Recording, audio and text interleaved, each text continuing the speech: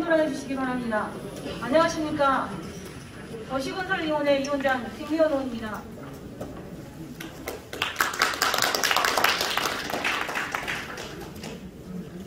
지금부터 순천시의회 도시건설위원회 주관 그린 뉴딜 신재생에너지 관련 정책 간담회를 시작하겠습니다.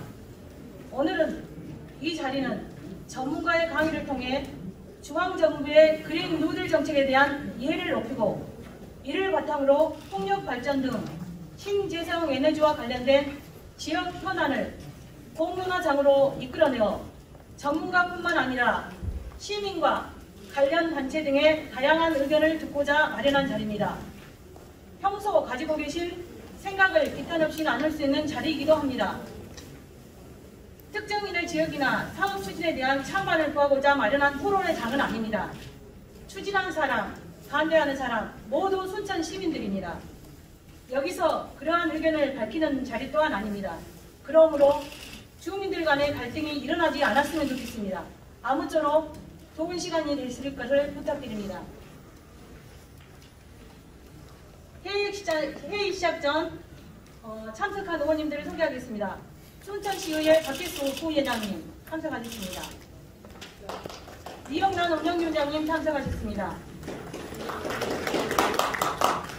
강영구 의원님 참석하셨습니다. 장숙기 의원님 참석하셨습니다. 이명호 의원님 참석하셨습니다. 오행수 의원님 참석하셨습니다. 말씀드리겠습니다. 오늘 회의 진행은 그린 뉴딜 정책 현황과 전망에 대한 기조 강연을 시작으로 질의응답과 자유롭게 의견을 나누는 시간을 갖도록 하겠습니다. 먼저 오늘 강의를 해주실 이유진 박사님은 서울대학교 환경계획학과 박사학위 취득 후 현재 서울시 기후생태특별위원회 위원장 및 녹색전환연구소 연구위원 등으로 활동하고 계시며 주요 저서로는 기후변화 이야기, 태양과 바람을 경작하다, 원전 하나 주르기 등 다수가 있습니다. 이유진 박사님을 큰 박수로 맞이해 주시기 바랍니다.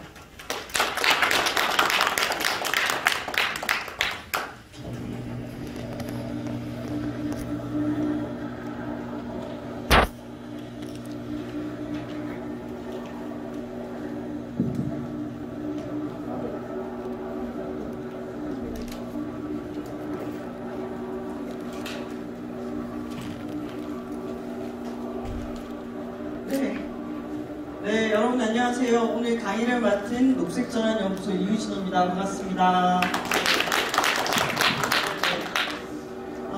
저는 기후와 에너지 정책을 중심으로 이 연구 활동을 하고 특히 서울시의 에너지 정책 자문하는 역할을 했습니다.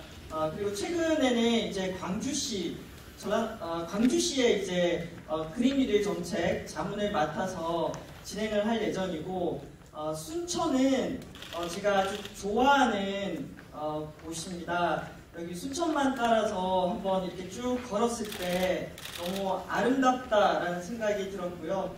그리고 순천하고 인연이 있다면은 한 8년 전인가 순천시가 우리나라 지자체 중에서 아주 기초 지자체 중에서 빠르게 지역에너지 계획을 수립한 적이 있습니다. 그때 순천시의 에너지 계획을 수립하는 그 연구에 저도 참여했었던 기억이 있습니다. 자, 오늘 2020년 11월 2일인데요. 오늘 제가 강의를 두 가지로 나눠서 준비를 했습니다. 하나는 우리 의원님께서 소개해 주신 것처럼 최근에 기후 문제, 우리나라도 54일 동안 지금 비가 내리면서 기후 문제가 심각하고 이것 때문에 앞으로 농업이라든지 우리 사회 전반에 영향을 미칠 것으로 예상이 됩니다. 그래서 최근에 기후 문제를 해결하기 위해서는 어떻게든 그린 뉴딜이라든지 뭔가 정부나 지자체가 주도해서 역할하는 것이 필요하다라고 해서 앞부분에는 지금 현재 어떤 상황들이 전개가 되고 있고 국제사회가 무슨 준비를 하고 있는지 그리고 정부의 그린 뉴딜 정책은 어떻게 되고 있는지 제가 그 내용을 앞부분에 좀 설명을 드리고요. 두 번째 단락은 이제 제가 기차 안에서 오늘 여기도 재생가능 에너지를 가지고 지역에 어떤 쟁점이 있다라고 얘기하셔가지고 저도 평소에 농어촌에서 에너지 문제를 어떻게 해야 될까 이런 고민들이 많이 들었거든요.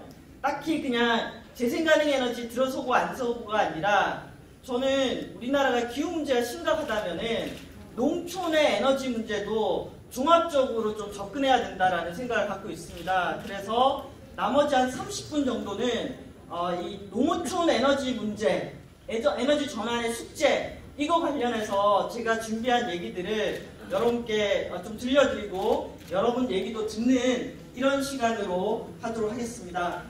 일단 제가 좀 집중해서 강의를 하도록 할게요, 여러분. 자, 이제 그린 뉴딜 정책 현안과 전망입니다. 보면 여러분께서도 느끼시듯이 하늘이 이상하다, 요즘 날씨가 왜 이러냐, 기후가 심각하다 이렇게 느끼실 겁니다. 보시면은 호주에 6개월 동안 산불이 한번 일어나더니 꺼지질 않고요. 그리고 방글라데시는 올해 비가 너무 많이 내려가지고 국토의 4분의 1이 물에 잠기기도 했습니다. 자, 여기가 어디냐면은 남극에 우리나라 세종과학기지가 있는 곳입니다. 세종과학기지에 얼음이 다 녹아버렸어요. 그래서 저도 기후 문제를 가지고 공부하고 활동하기를 한 20년째 하고 있는데요. 요즘에 제가 느끼는 이런 걱정들은 기후 위기가 너무 심각해지고 있다. 그리고 속도가 빨라지고 있다. 그리고 이로 인한 피해가 먼 훗날이 아니라 바로 내가 사는 시간 동안에 일어난다. 올해 우리가 54일 동안에 장마를 겪었고 태풍의 강도가 세지고 또 너무나 따뜻한 겨울을 나면서 농촌에서는 해충 때문에 고생을 되게 많이 하셨을 거예요. 그런데 이 현재의 변화가 내년에 심해지고 후내년에 더 심해진다. 이거 어떻게 할 거냐라는 게 지금 우리의 여러분 숙제입니다. 그런데 이렇게 날씨가 이상한 거랑 아직 우리나라 시민들이 연결을 못하는 게 이렇게 날씨가 이상하고 기후 위기가 발생한 게 우리가 사용하는 에너지와 연결되어 있다는 생각을 못하십니다. 그러니까 우리가 석유, 석탄, 가스 같은 화석 에너지를 태우게 되면 그게 CO2 형태로 뿜어지게 되고 눈에 보이지 않는 CO2가 지구의 온도를 올려서 기상체계의 이변을 가지고 오는 겁니다. 그렇게 보면 우리가 조선시대에는 에너지로 나무밖에 안 썼을 텐데 여러분께서도 1950년대, 60년대, 70년대, 80년대 최근 들어서 우리가 화석 에너지를 엄청나게 쓰고 있고 이렇게 태운 게 다 CO2가 돼서 지구 온도를 올리고 있다라는 것들을 말씀드리고 싶습니다. 자, 그런데 지난 한 100년 동안 아주 짧은 시간에 지구 온도가 1도가 올랐습니다. 1도. 그런데 이 속도대로 우리가 화석 에너지 계속 쓰게 되면은 2030년에서 52년 사이에 1도가 1.5도로 올라가게 됩니다. 근데 1.5도까지 올라가게 되면 우리가 농사 짓는 것은 물론이거니와 각종 기상재난의 수위가 우리가 지금 경험하고 있는 것과는 비교가 안 될 정도로 더 많이 발생합니다. 세계가 난리가 나는 거죠. 자, 1도 오른 지금 우리가 그러면 인류가 살아남기 위해서는 과학자들은 1.5도가 마지노선이라고 얘기했거든요.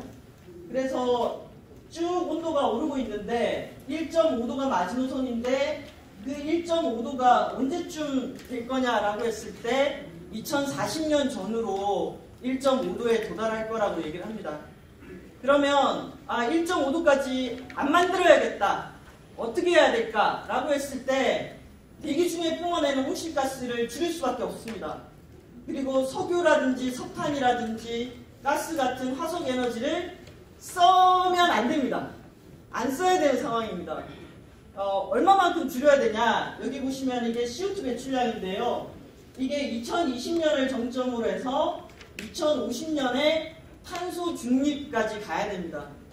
자, 지난주에 대통령께서 국회에서 연설을 하셨어요. 내용이 한국도 2050년에 탄소 중립사회 만들겠다라고 연설을 하셨거든요.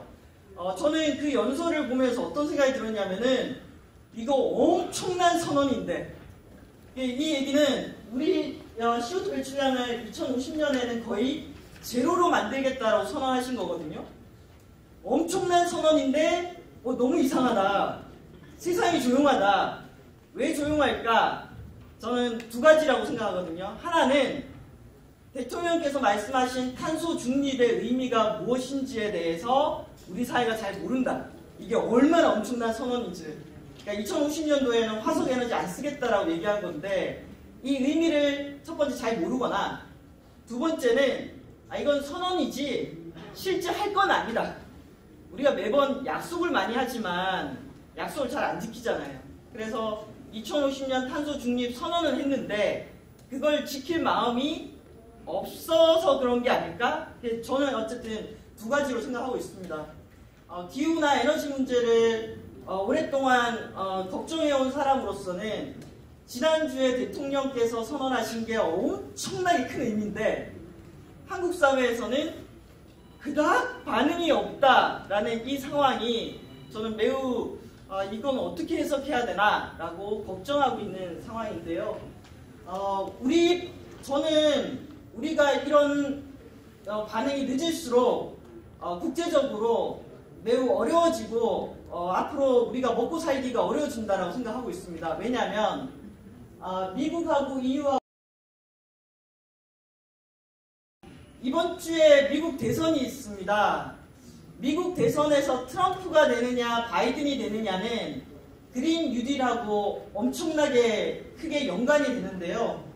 여러분 온실가스를 이만큼 줄이려면은 자 여러분 개인적으로 실천해서 온실가스 줄이세요 라고 해서 되는 일이 아니라 옛날에 우리 새마을 운동 하듯이 한번 잘 살아보세 라고 했듯이 우리 온실가스 줄여야 살아남을 수 있어 라고 하면서 사회적으로 붐을 일으켜야지 이 감축 목표를 달성할 수가 있습니다. 이렇게 갈 수가 있습니다.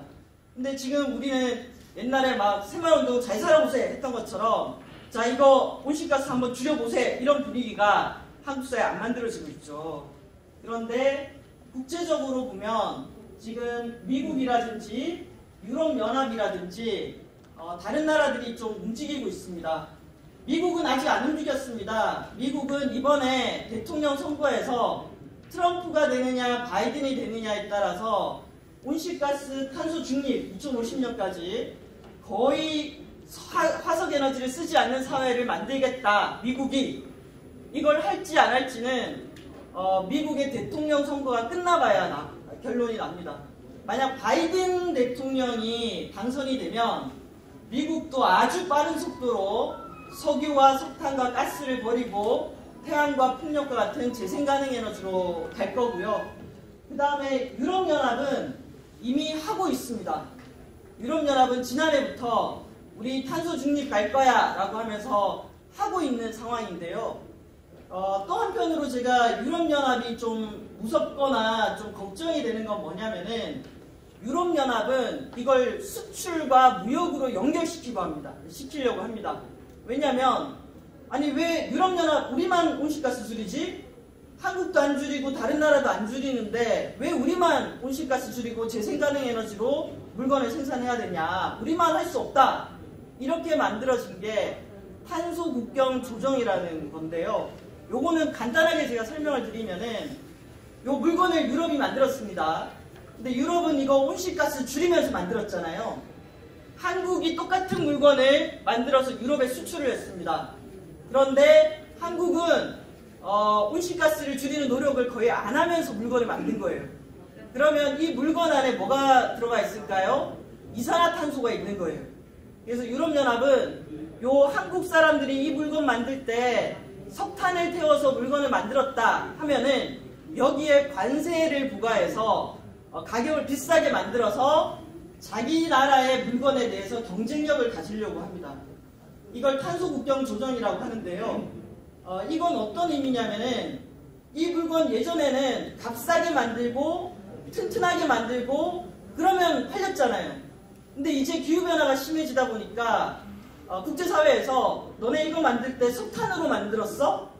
CO2 배출하고 만들었어? 이렇게 묻고 따지는 시대로 바뀌었다라는 것이 제가 걱정하는 부분입니다. 그래서 우리나라도 지난 7월 달에 그린 뉴딜을 발표를 했고요.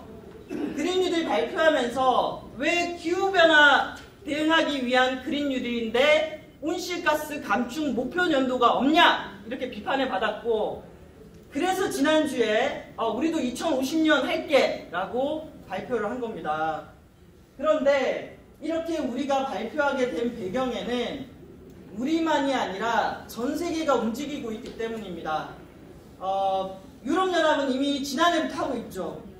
중국이, 제가 깜짝 놀란 건 중국이 우리도 화석에너지 안 쓸게, 언제부터? 2060년부터 탄소 중립하겠다라고 9월 달에 중국이 발표를 했습니다. 그리고 지난주 월요일에는 일본이 발표를 합니다. 일본이 2050년에 우리도 화석에너지 안 쓰겠다라고 월요일날 발표를 하고, 그러다 보니까 우리나라에서도 전략적으로 판단을 해서 우리도 2050년 탄소 중립하겠다라고 지난주 화요일날 발표를 했습니다.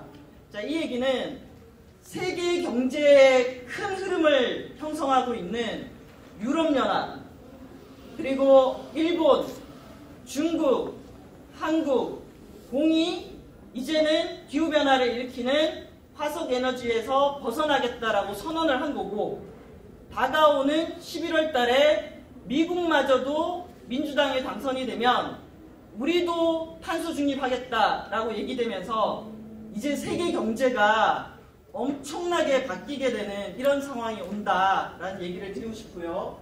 그래서 여기 나오는 탄소 국경 조정, 자, 이것 때문에 우리나라의 무역을 담당하는 연구원들이 뭘 하고 있냐면은, 우리나라는 물건을 생산할 때 탄소가 얼마만큼 함유되어 있는가, 물건에 함유된 탄소에 대해서 조사하기 시작했습니다. 왜? 여기에 탄소가 많으면 많을수록 관세를 부과받게 되니까요. 그래서 이제 기후변화 문제, 온실가스 줄이는 문제는 환경 문제가 아니라 먹고 사는, 우리가 수출로 먹고 살아야 되기 때문에 무역의 문제로 바뀌었다라는 얘기를 드리고 싶고, 두 번째는 아리백이라고 있습니다. 아리백. 아리백은 뭐냐면은, 여러분 오늘 뉴스 쳐보시면은 SK 기업이 우리나라에서 처음으로 아리백을 선언했다라는 뉴스가 나옵니다.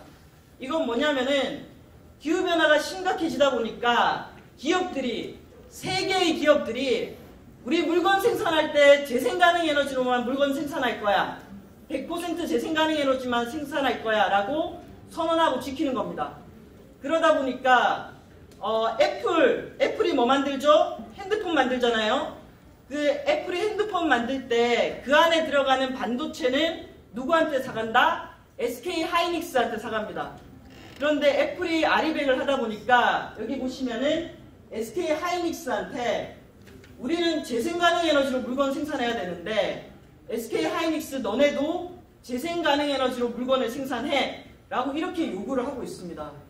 자, 그래서 이제 세상이 엄청나게 변해서 물건 하나를 생산하더라도 어떤 물건으로, 어떤 에너지로 생산하는가를 묻고 따지는 세상으로 바뀌었다.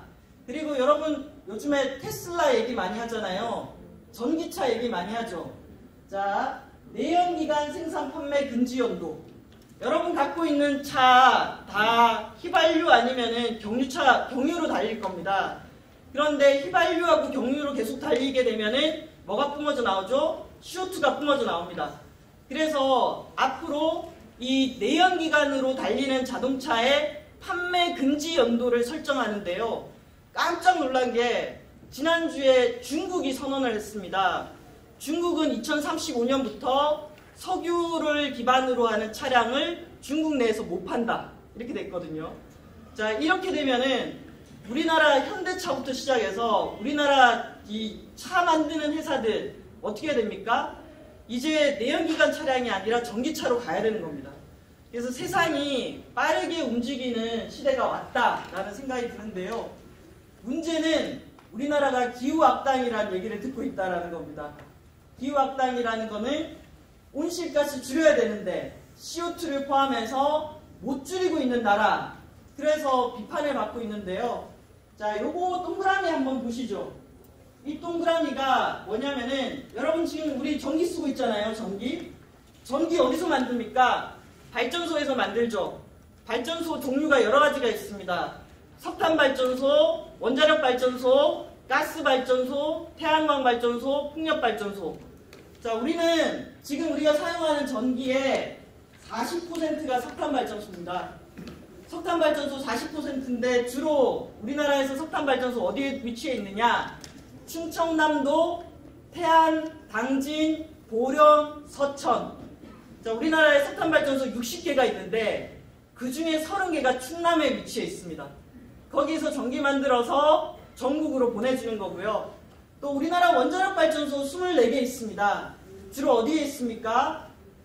전라남도 영광에 있고 우리나라 동해안에 보면은 경주에도 있고 부산에도 있고 울진에도 있고 그렇게 되어 있습니다. 자, 그래서 우리가 쓰는 에너지의 석탄 40, 원전 24, LNG 25, 재생가능 에너지 5%밖에 안 됩니다. 자, 이렇게 5%밖에 안 되는 재생가능 에너지로 아까 제가 말씀드렸던 탄소 국경 조정, 아리백 이런 거 감당 안 됩니다. 점점 더 세계는 그래 이 물건 만들었을 때 어떤 에너지로 만들었어 묻고 있는데 우리는 이 재생가능 에너지로 생산하는 비중이 너무 낮다 보니까 이게 우리 국가의 경쟁력하고도 저는 직결되는 상황이 오고 있다라고 봅니다. 자, 요거는 그냥 전반적으로 경향성을 한번 보시면 됩니다. 독일하고 영국하고 그리고 어디죠? 일본, 한국인데요. 요 선의 경향성을 보시면은 독일의 전력 소비량 올라가다가 내려갔죠. 일본 내려갔죠. 영국 내려갔죠. 우리나라 전력 소비량 계속 늘어납니다. 전기 소비 엄청나게 많이 하고 있습니다. 자, CO2 배출량 보겠습니다. 독일 내려가고 있죠. 영국 내려갔죠. 일본도 올라갔다가 내려갔다가 올라갔다가 또 내려갔습니다. 자, 우리나라는 CO2 배출량 어떻게 되고 있죠? 꾸준히 올라가고 있습니다. 그래서 세계는 지금 에너지 전쟁으로 가고 있고 에너지를 어떻게 깨끗하고 안전한 에너지로 만들어내는가가 관건인데 우리나라는 지금 어쨌든 전기 소비도 너무 많이 늘어나고 CO2 배출량도 늘어나고 이래서는 살 길이 좀 어렵다라고 저는 생각을 하는데요. 또 이런 것도 있습니다. 자, 아까 제가 전기 뭐로 만드냐가 중요하다고 얘기 드렸는데 영국 이게 좀 잘 보이면 좋을 텐데 자, 영국, 일본, 한국 이렇게 있는데요. 일단 요거는 핵심만 말씀드리면은 영국은 기후변화에 민감한 나라입니다. 왜냐하면 섬나라이기 때문에 기후변화 피해를 많이 입죠. 그래서 영국은 석탄 발전소를 빨리 줄이기로 했습니다. 그래서 지난 10년 동안 석탄 발전소를 완전히 한 30%대에서 2%대로 떨어뜨리면서 영국은 해상풍력, 바다풍력을 많이 했습니다. 일본은 후쿠시마 사고 때문에 어쩔 수 없이 원자력 발전소를 거의 빵으로 만들었습니다. 30%대에서 0으로 떨어졌습니다. 그럼 일본 어떻게 했느냐? 효율을 높여서 수요를 관리하면서 일본의 태양광 발전기가 많이 늘어났습니다. 자, 우리나라는 아직 변화가 없습니다. 우리나라는 아직 원전, 석탄, 가스 이렇게 가고 있고 재생가능 에너지 비중은 매우 낮습니다. 자, 그래서 우리도 지난 7월 달부터 대통령께서 코로나 이후에 경제 문제가 심각한데 알고 봤더니 54일 동안 장마가 내린 걸 보니까 기후 문제도 같이 풀어야 된다. 그러면 투자를 하더라도 어디에? 녹색 산업에 투자하자라고 하면서 그린 리모델링, 그린 에너지, 그린 모빌리티 이렇게 발표를 하셨습니다. 저는 일단 이 분야를 연구한 전문가로서 그 요구를 많이 했습니다. 아니 세계를 봐라. 지금 다른 나라들 완전히 전환이 시작됐다. 우리도 뒤처지면 안 된다. 우리도 그린 뉴딜 해야 됩니다. 이런 얘기 많이 들었거든요. 그래서 막상 딱 발표가 됐어요. 근데 발표가 딱 되고 나니까 저는 반가우면서도 안타까운 마음, 이게 컸어요. 왜냐면 어쨌든 그린 뉴딜 하니까 녹색으로 전환하는데 돈을 쓰기 시작한 겁니다. 그런데 다른 나라가 하는 거라든지 또는 우리가 지금 안 하고 있던 거를 만회해서 가기에는 우리 정부가 준비한 그린 뉴딜이 요만큼밖에 안 된다는 거예요. 그래서 제가 뭐라고 얘기하냐면은 진짜 그린 뉴딜 해야 됩니다. 이런 얘기를 하는데요. 예를 들면 이겁니다. 이번에 그린 뉴딜 하면서 전기차 113만 대를 보급을 합니다. 전기차를. 그런데 우리나라에 지금 등록된 차량이 2,400만 대입니다. 그리고 코로나 발생하면서 자동차가 더 많이 팔렸습니다. 이 온실가스 줄여야 되는데 전기차 보급도 중요한데 자동차는 더 많이 팔리고 차량 대수는 계속 늘어나는 거죠. 자, 그러면 이거 좀 특단의 대책이 있어야 된다. 대중교통, 자동차 수요 관리, 자전거 이런 것도 같이 가면서 전기차를 늘려야지 자동차 대수도 늘어나고 전기차도 늘어나고 이러면 좀 안 된다.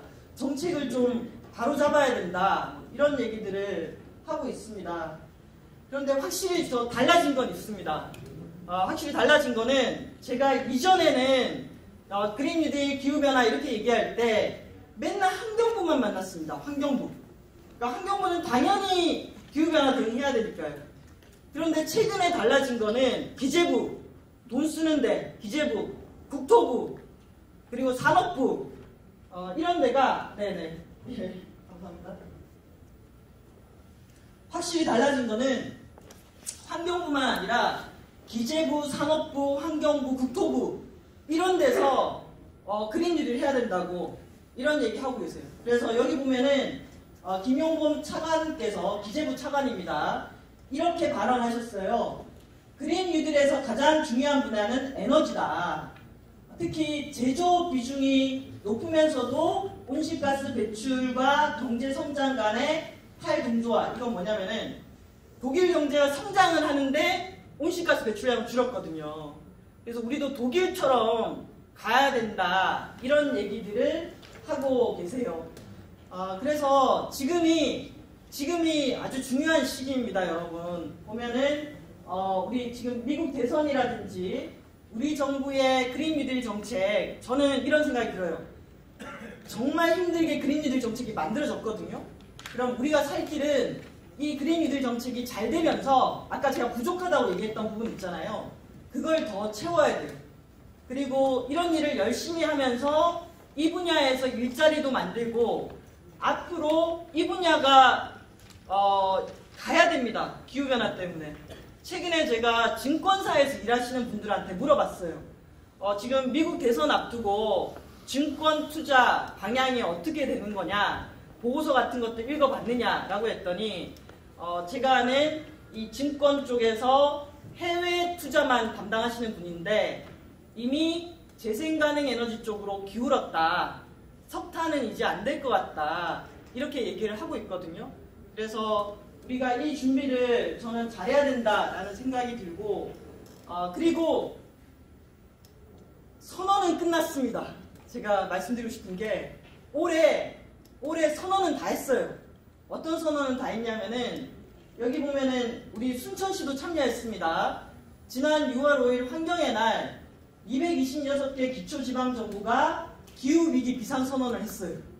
그리고 17개 광역지자체가 탄소 중립 선언을 했어요. 그리고 지난달에 국회에서 국회의원들이 또 기후 비상 선언을 했고 또 지난주에 대통령께서 탄소 중립 선언을 했어요. 그래서 제가 요즘 드는 느낌은 말로만 하는 건 이제 할 건 다 했다. 말로는 다 했는데 뭘 안 하고 있다? 행동과 현장이 안 바뀌고 있다.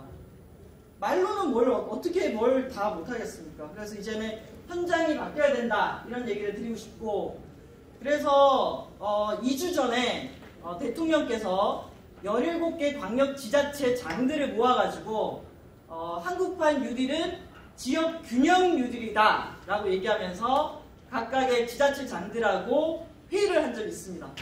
그리고 그 회의 자료에서 제가 이 각각의 지자체들이 어떻게 준비를 했는가를 쭉 봤더니 이거 보고 저 좀 놀랐습니다.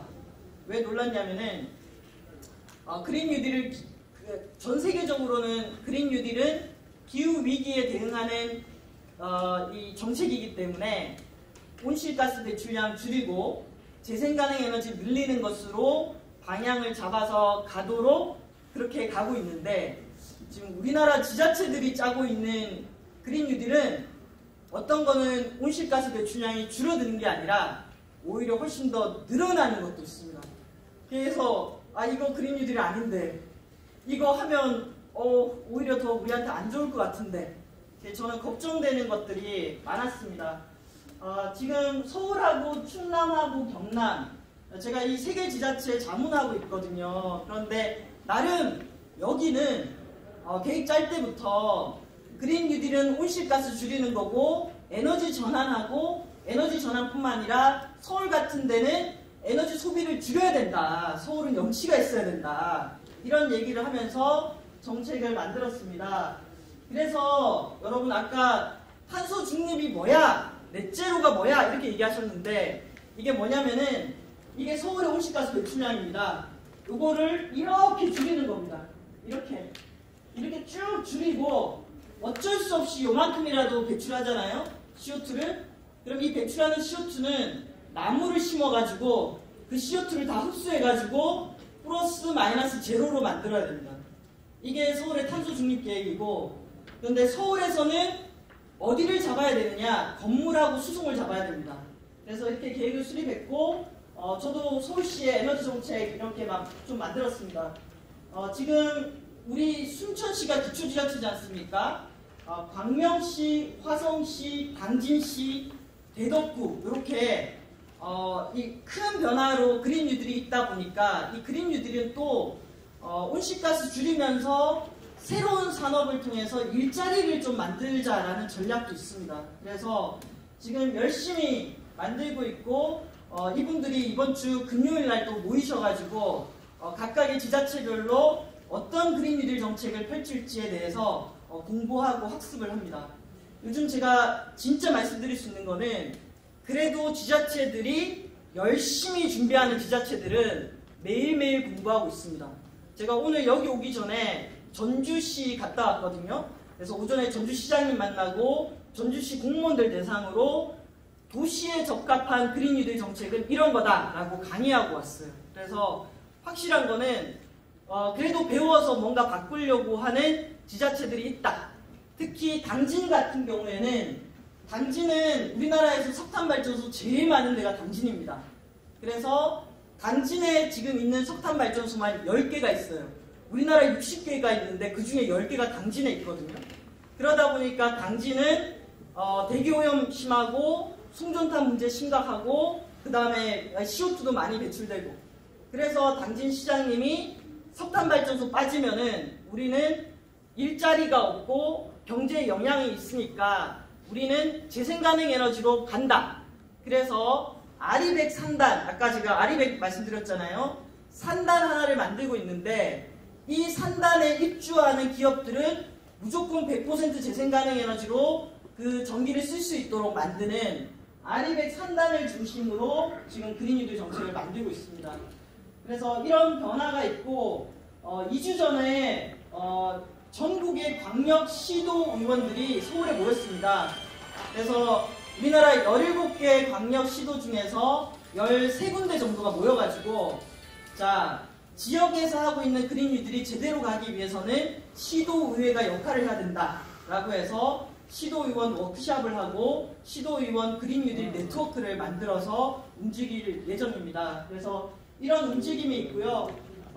저는 그린 뉴딜하고 에너지 문제는 아주 필수적이고, 그랬을 때 진짜 솔직하게, 보통 제가 이런 얘기하면 댓글 달고 막 네이버 난리가 납니다. 저는 솔직해져야 된다고 생각해요. 온실가스 줄이는데 아무런 노력과 고통과 책임 없이 온실가스 저절로 안 줄어듭니다. 우리나라의 전기요금 체계에 문제가 있습니다. 전기요금을 조정해야지 수요 관리가 됩니다. 그래서 저는 전기요금을 합리적으로 조정하는 거 꼭 필요하다라는 생각을 드리고요. 우리나라 현재 전기요금 체계에는 우리가 일자리 만들어야 된다고 얘기할 때 사실은 단기간에 일자리를 많이 만들 수 있는 건 태양광 풍력보다는 에너지 효율 분야에서 일자리를 많이 만들 수가 있습니다. 에너지를 적게 쓸 수 있도록 기기를 교체하고 건물을 수리하는데 일자리 더 많이 만들 수 있습니다. 그런데 우리나라 현재 전기요금으로는 이 에너지 효율 시장이 작동이 안 됩니다. 누가 이 정도 전기요금 아끼려고 돈을 투자합니까? 그래서 솔직하게 얘기하자. 일자리 만들려면은 요금체계를 개편하고 시장제도도 보완하고 이런 거 해야 된다. 이런 얘기 드리고 싶고요. 또 재생가능 에너지. 우리나라가 재생가능 에너지 5%밖에 안 되는 이유가 있습니다. 안 되는 이유 100가지가 넘습니다, 사실은. 우리나라에 이제 저 같은 경우에는 아까 말씀드렸듯이 지금 아리백 시대가 됐고 탄소 국경 조정이 됐고 기후변화가 심하면 심해질수록 깨끗한 에너지를 찾는 사람들이 늘어나는데 그거를 우리가 충족을 못 시켜주면은 앞으로 우리의 수출이라든지 경제에 문제가 생긴다 이런 생각을 갖고 있는데요. 그런데 현장은 우리가 그동안 재생가능 에너지를 육성해온 게 아닙니다. 여러분들도 지금 말씀해보세요라고 하면은 재생가능 에너지 안 되는 이유 한 100가지 얘기하실 거예요. 비싸서 안 되고, 우리나라는 땅이 좁아서 안 되고, 기술력이 없어서 안 되고, 태양광 폐기물 때문에 안 되고.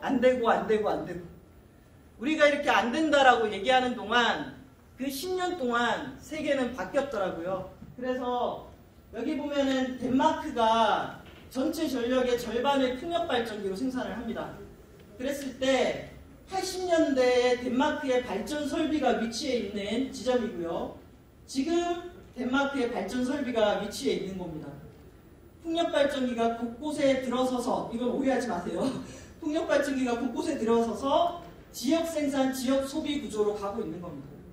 그랬을 때 어떻게 거기는 그러면 처음부터 우리 풍력 환영한다 이랬을까요? 거기도 그렇지 않았습니다. 싸우고 난리가 났어요. 근데 방법을 찾은 거예요.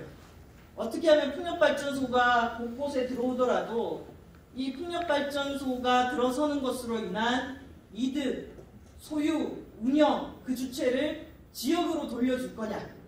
그래서 지역에서 운영하고 관리하고 지역에서 일자리가 생기니까 이제 이렇게 늘어난 사례가 된 거예요. 그래서 저도 이 현장들을 가보면서 막연하게 재생가능 에너지가 일자리 만든다고 했을 때 그게 무슨 일자리를 만들어? 라고 생각했는데 봤더니 실제 이런 풍력 관련한 설비, 설치, 운영, 관리 이런 분야에서 일자리가 많이 생기고 있고 앞으로 석탄발전소 안 돼! 다들 그 얘기 하잖아요. 원전 안 돼, 석탄 안 돼, 대안이 뭐야? 라고 했을 때 걔들 빠지고 재생가능 에너지가 들어가는 거지. 라고 하면은 그걸 감당할 수 있는 기술과 산업이 있어야 되는데 이미 덴마크 같은 경우에는 10년 전부터 해가지고 이런 체계를 만들어 놨더라고요. 예, 우리도 이런 방향으로 가야 되지 않을까라는 생각을 하고 있습니다. 자, 요거는 제가 큰 그림으로 말씀드린 거고요. 짧게 한 20분 정도 농촌에 관한 얘기를 좀 드리면서 마무리를 하도록 하겠습니다. 목이 타네요. 이 자료 좀 바꿔주시겠어요? 네.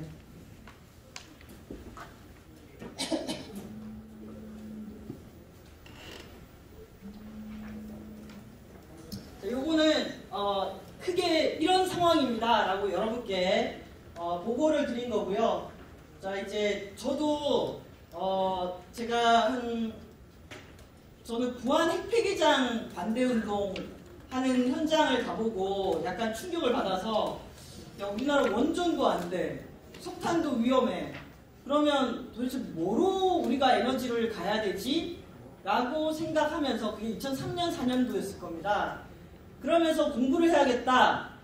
어떻게 뭘 공부하지? 라고 하다가 제가 공부한 게 로컬 에너지 시스템입니다. 로컬. 그러니까 우리 여러분 로컬 푸드 얘기 많이 하잖아요. 먹을거리도 지역에서, 저의 모토는 에너지도 지역에서. 그래서 전국을 좀 많이 돌아다녔습니다. 부안도 다니고 경북 봉화도 다니고 통영도 다니고 그때 순천도 오고 그러면서 이게 농촌을 기반으로 에너지 문제를 생각해야겠구나 라고 고민을 하게 됐습니다. 자, 오늘 하루 여러분 지금 전기 쓰고 있는 그 전기가 어디서 오는가 봤더니 요 동해안에는 원전이 많고 아까 말씀드렸던 여기 남해가 아니죠. 서해에는 석탄발전소가 많습니다.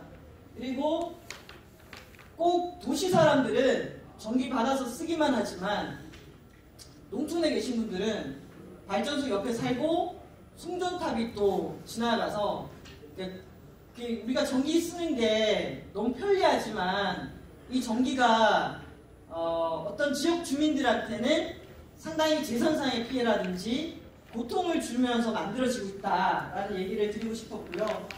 특히 예를 들면 밀양이라든지 이런 데는 그렇죠. 그래서 이것도 보시면은 전력 생산 소비 이런 거 보면은 우리나라에서 전력 자립도가 제일 높은 지자체가 인천입니다. 인천에 석탄발전소, 화력발전소 있거든요. 그 다음 높은 지역이 충남, 거기도 석탄발전소 많이 있으니까. 그 다음 부산의 고리원전, 그 다음 경북 이렇게 돼 있거든요. 서울 같은 데 자립률이 3%대입니다. 그래서 도시는 책임 있게 소비하는 게 필요하다라는 이런 얘기를 하고 있고요. 사실 농어촌의 풍경들이 많이 바뀌고 있습니다. 보면은 축산업 비중이 확대되고 있고 시설 농업이 증가하고 있고 농촌의 에너지 사용량이 증가되고 있습니다. 난방비도 증가하고 있고 냉방 에너지, 냉방시키고 난방시키고 이런 에너지들 거기에 또 폭염하고 한파에 있으면은 대량으로 또 폐사하는 이런 일들이 지금 반복되고 있습니다. 그리고 기후변화에 직격탄을 맞는 게 또 농촌 지역이기도 하죠. 그래서 기후변화에 따른 생산과 재배 환경이 불확실하고 그 가운데 물밀듯이 태양광이나 재생가능 에너지가 또 농촌 지역으로 들어오기 시작합니다. 이게 들어올 때도 뭔가 예의를 갖추거나 상의를 해서 들어오는 경우가 좀 드물고 쓱 들어와서 어느 순간 봤더니 태양광이 들어서 있다거나 이런 것들 때문에 저는 농촌 입장에서 이런 재생가능 에너지가 정말 달가울 리가 없겠다라는 이런 생각이 듭니다. 그런데 그럼에도 불구하고 우리의 농림축산식품부라든지 아니면 또 지자체는 우리 농업 현실에서 일어나고 있는 이런 폭염이라든지 우기라든지 지하수 관정 파기를 둘러싼 갈등, 축산 에너지 비용의 증가, 농업 에너지 가격의 증가, 그리고 농민들이 주택 난방 때문에 특히 순천은 좀 덜하지만 강원도 이런 데 가면은 이 농민들이 또 이 지역민들이 부담하는 난방비가 좀 어마어마하거든요. 그래서 이런 것들을 좀 거기다 재생가능 에너지 관련해서는 태양광이나 남개발이라든지 집단 민원 이런 것들이 발생하고 있는 게 좀 현실이라고 생각합니다. 그런데 앞부분에서는 제가 막 재생가능 에너지로 가야 된다 이런 얘기 막 했잖아요. 우리가 가야 되는 방향하고 딱 돌아왔더니 우리 현실, 이 현실의 이 커다란 이 차이를 어떻게 우리가 슬기롭게 해결할 것인가는 저는 우리 모두의 숙제라고 저는 생각을 합니다. 그리고 그 과정에서 산업부도 잘못한 게 있고요. 농림부 잘못한 거 있고 그냥 밀고 들어온 업체도 잘못한 게 있고 또 뭐 그렇습니다. 그래서 지금은 들어올 때 너무 잘못 들어온 거는 인정하고 문제를 좀 풀어가야 된다라는 생각이 드는데요. 다만 제가 봤더니 우리나라는 농촌이나 지역에서 에너지를 가지고 지자체라든지 아니면은 농림축산식품부가 행사할 수 있는 법적 기반이 하나도 없다. 법이 없더라. 법이 없으니까 설치를 하려고 하는 기업과 또 지역 주민들이 둘이서 이제 갈등하고 있고 이 갈등을 지자체는 갈등 민원이잖아요. 힘들잖아요. 그러다 보니 직접적으로 원칙을 가지고 개입하기보다는 둘이 알아서 하세요 라고 하면서 갈등은 좀 점점 더 심해지는 게 지금 모든 지자체에서 저는 일어나고 있는 양상이다라고 생각이 듭니다. 그래서 해외 사례를 봤더니 프랑스 같은 경우에는 아예 농촌 에너지 정책이 있어서 농가에서 재생 가능 에너지를 생산하는 것을 농업 활동으로 법적 지위를 부여해서 지원하는 제도 이런 것들을 가지고 있었습니다. 그리고 일본 같은 경우에는 보시면은 농촌 에너지 정책에 농산업촌 재생에너지법이라고 해서 각각의 지역을 기반으로 지역이 스스로 재생가능 에너지에 대한 종합적인 계획, 입지 계획 이런 것들을 짜고 그 계획에 따라 차근차근 진행하도록 뭔가 기반을 가지고 있었습니다. 근데 왜 우리나라는 이렇게 전국이 난리일까 봤더니 뭔가 이걸 풀 수 있는 법적 기반이 너무 취약하다. 그게 취약하다 보니까 주민들끼리 싸우고 이 기업과 주민들이 갈등하는 이런 현상이 있다. 그래서 이거는 우리 어떤 특정 지역에서만 벌어지는 게 아니라 어떻게 보면은 정부든 우리 정부 안에서 상황이 이렇게 될 것에 대해서 미리 대비하지 못한 거, 법적 기반을 못 갖춘 거, 요거 반성하고 시작해야 되는 일이다 라고 말씀드리고 싶고요. 제가 그래서 다른 유럽 사례들을 좀 보고 왔습니다. 봤더니 유럽은 풍력 발전기, 태양광 발전기, 요거는 가축 분뇨, 축산 바이오가스 이용하는 거, 요거는 나무를 이용해서 펠렛을 만들어서 지역의 난방 용수하고 전기를 생산하는 겁니다. 제가 요거 2008년도에 가서 찍은 사진들인데요. 기계를 하나하나 만져보면서 어떤 생각이 들었냐면은 그때 우리나라에서도 이명박 정부 때 저탄소 녹색 마을 만든다고 해가지고 이런 시범 기계들이 우리나라 농촌 현장에 다 들어갔습니다. 근데 그게 고장나고 운영에 난리를 부르면서 우리 거의 다 실패했거든요. 그래서 제가 이 기계들을 손으로 막 만지면서 와 이거 우리나라에 가지고 가고 싶다. 우리나라에서는 이게 기술력의 차이가 이렇게 크구나 라는 것들을 이렇게 느꼈는데요. 그래서 협동조합형 재생에너지 설비들, 여기에 오스트리아의 이런 설비들이 지역의 협동조합으로 주민들이 운영하고 있고 유채씨, 돼지똥, 나무 뭐 이런 거 있지 않습니까? 농업의 바이오 에너지랑 연결돼서 그게 농가 소득으로 연결되고 있다. 그래서 중앙정부가 에너지 정책을 잘하고 그리고 공동체가 주도하고 참여하면서 또 그때그때 한 건 한 건이 아니라 장기 계획 속에서 체계적으로 접근하고 있는 거 이런 거 우리가 배워야겠다라는 생각이 들었고요. 여기 독일의 마을입니다. 저도 이 지역에 직접 가봤는데요. 갔더니 독일 농부들이 이런 얘기를 하더라고요. 우리는 세상에서 가장 중요한 두 가지를 생산하는 농부다. 우리는 식량을 생산하는 농부고 에너지를 생산하는 농부다. 제가 그게 너무 그 말이 멋있는 거예요. 그래서 실제 봤더니 풍력, 돼지 축사, 바이오가스, ESS, 태양광 그리고 지역에서 운영하는 사무실. 그래서 이 동네에서는 지역에서 생산해가지고 옆 동네로 보내고 그게 지역민들의 수입으로 연결이 되더라고요. 그리고 그 정도를 농민들이 운영할 수 있도록 전문가라든지 행정이라든지 지원 조직이 빵빵하게 지역마다 있어가지고 기술적인 자문, 제도적인 자문 이런 것들을 해주고 있었습니다. 그래서 제가 막상 부러워할 것만이 아니라 어떻게 저게 가능할까에 대해서 가능한 요소들을 다 만들어 봤어요. 봤더니 관점이 다르더라. 관점. 농어촌이 먹을거리와 에너지를 생산하는 주체다.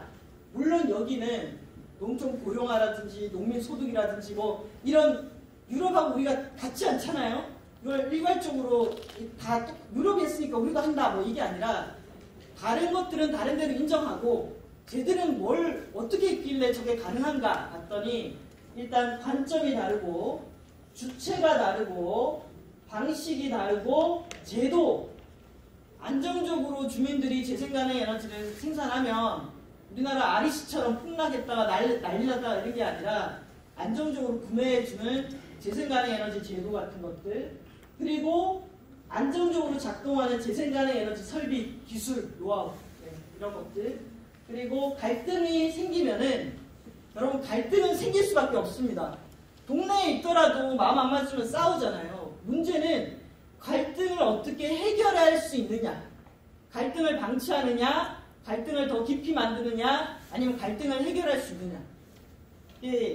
유럽이라고 모든 사람들이 다 찬성했을까요?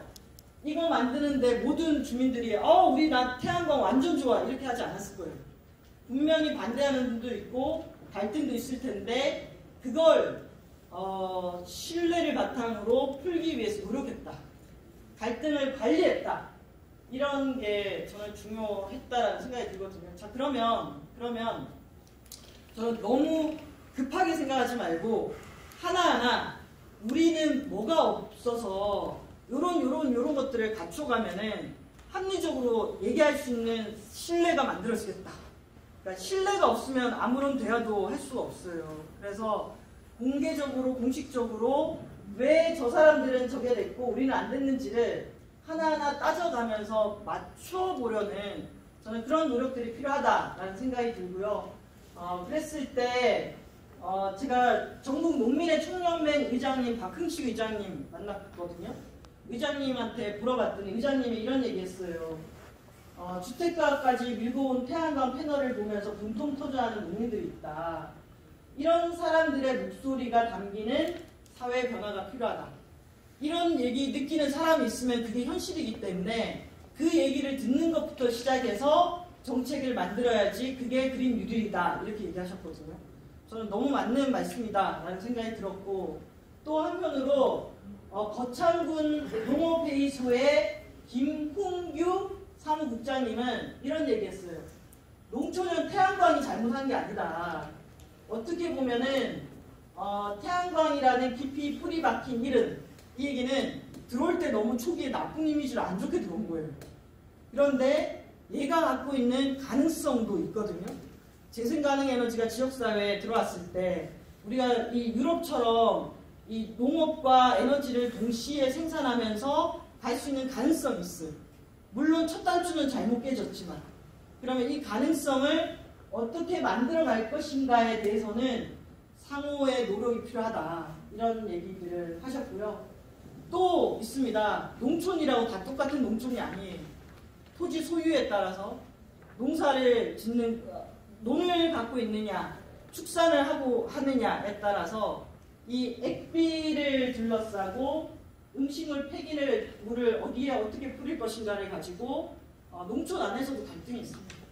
그래서 이런 여러 측면들을 같이 보면서, 특히 영농형 태양광도 농사도 짓고 태양광도 생산하고 좋아요 라고만 볼 수 없는 농촌의 토지 소유 구조라든지 이런 것들이 있기 때문에 저는 충분히 얘기를 나누면서 계획을 잡아갔으면 좋겠다. 지금은 서로 목소리를 막 높이기보다는 잠시만 좀 가라앉히면서 얘기할 수 있는 공간, 그리고 우리가 어떤 농촌을 만들어 갈 것인가에 대한 그림을 그리고 그 속에서 재생가능 에너지도 저는 절대 버리시지 말고 우리가 잘 활용할 수 있는 가능성의 영역으로 두시면 좋겠다라는 얘기를 드리겠습니다. 그래서 여기 보면은 요거와 요거가 싸우는 게 아닙니다.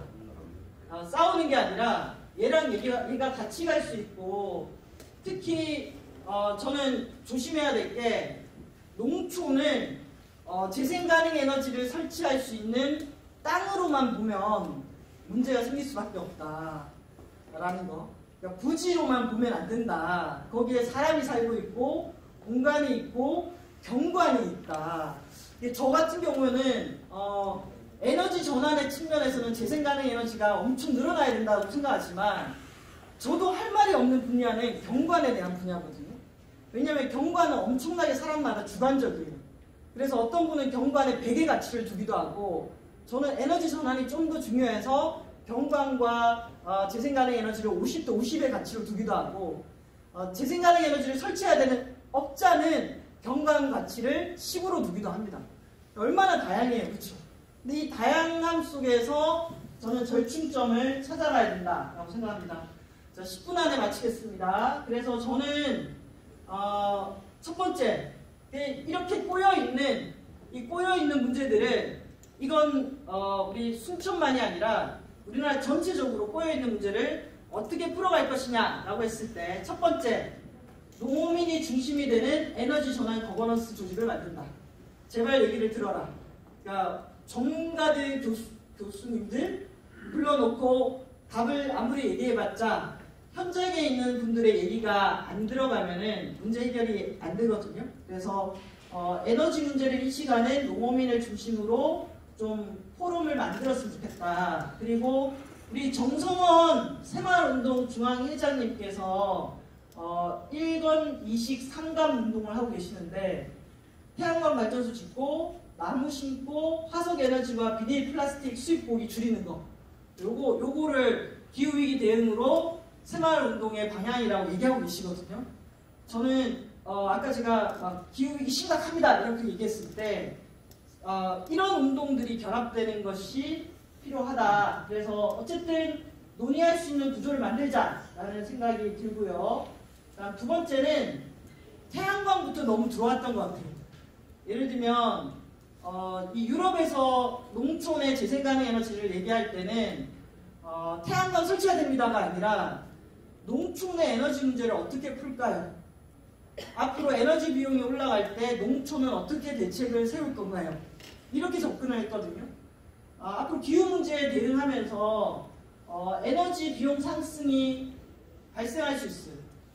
그럴 때 농어촌의 에너지 효율 향상이라든지 아니면 단열 개선이라든지 어쨌든 에너지 문제가 농촌이 직면한 문제를 해결할 수 있는 방향으로 접근이 돼야 되고 그랬을 때 농촌 에너지 문제라고 하면은 태양광만 둥둥 떠서 다니는 게 아니라 농촌의 농기구라든지 농사 관련한 시설들을 어떻게 에너지 효율을 높여가지고 에너지 비용을 줄일 거냐 이런 것들 축산 분야의 전력 소비량이 이대로 늘어나도록 도도되는 거냐 아니면 다른 방법이 있느냐 축사를 지을 때도 어떻게 지어야지 에너지 소비를 줄일 수 있는지 그리고 농촌의 노후된 주택들은 어떻게 리모델링을 해야 되는지 그리고 저는 오히려 이 농림축산식품부가 태양광도 태양광이지만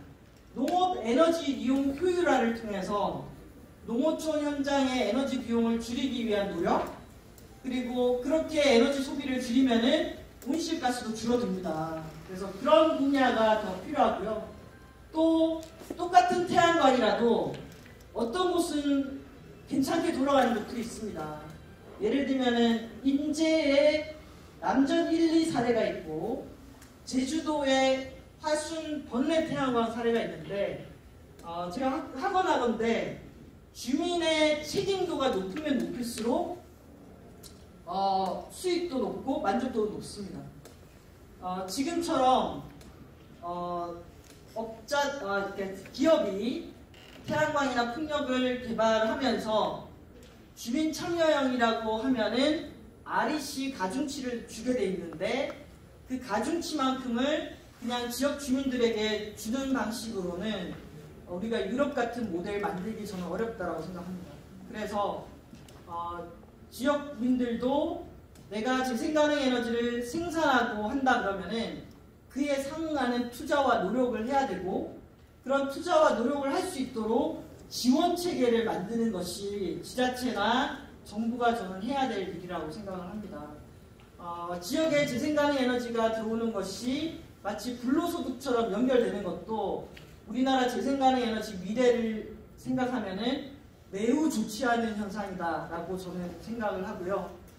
그래서 어떻게 하면은 마을 주민들이 다양한 형태로 땅이 있으면 땅, 돈이 있으면 돈, 아니면은 이것들을 운영할 수 있는 노동력이 있으면 노동력, 뭔가를 투입하고 거기에 따라서 자기 책임하에 에너지 재생가능 에너지 생산으로 연결될 수 있는 그런 방식들을 저는 만들어야 된다라는 생각이 들고 지난해 저는 여주시하고 그렇게 어떻게 하면 태양광이 지역 주민들하고 연결될 수 있을까?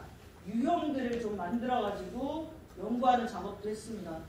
그리고 또 농촌에는 태양광 풍력만 있는 게 아니라서 아까 나무를 이용한 우리나라도 산림 바이오매스 같은 것들, 요즘에 산림청에서 이런 산림 바이오매스를 이용해서 일자리도 만들고 에너지를 만드는 일에 관심을 갖고 세미나가 많이 열리고 있습니다.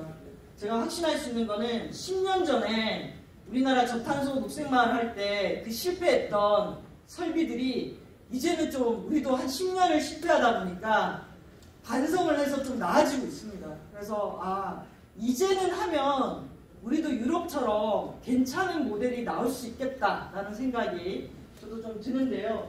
그래서 완주군에 바이오매스가 있고 축산 바이오가스 플랜트가 있고 그리고 저는 제일 중요한 게 역량 강화라고 생각합니다.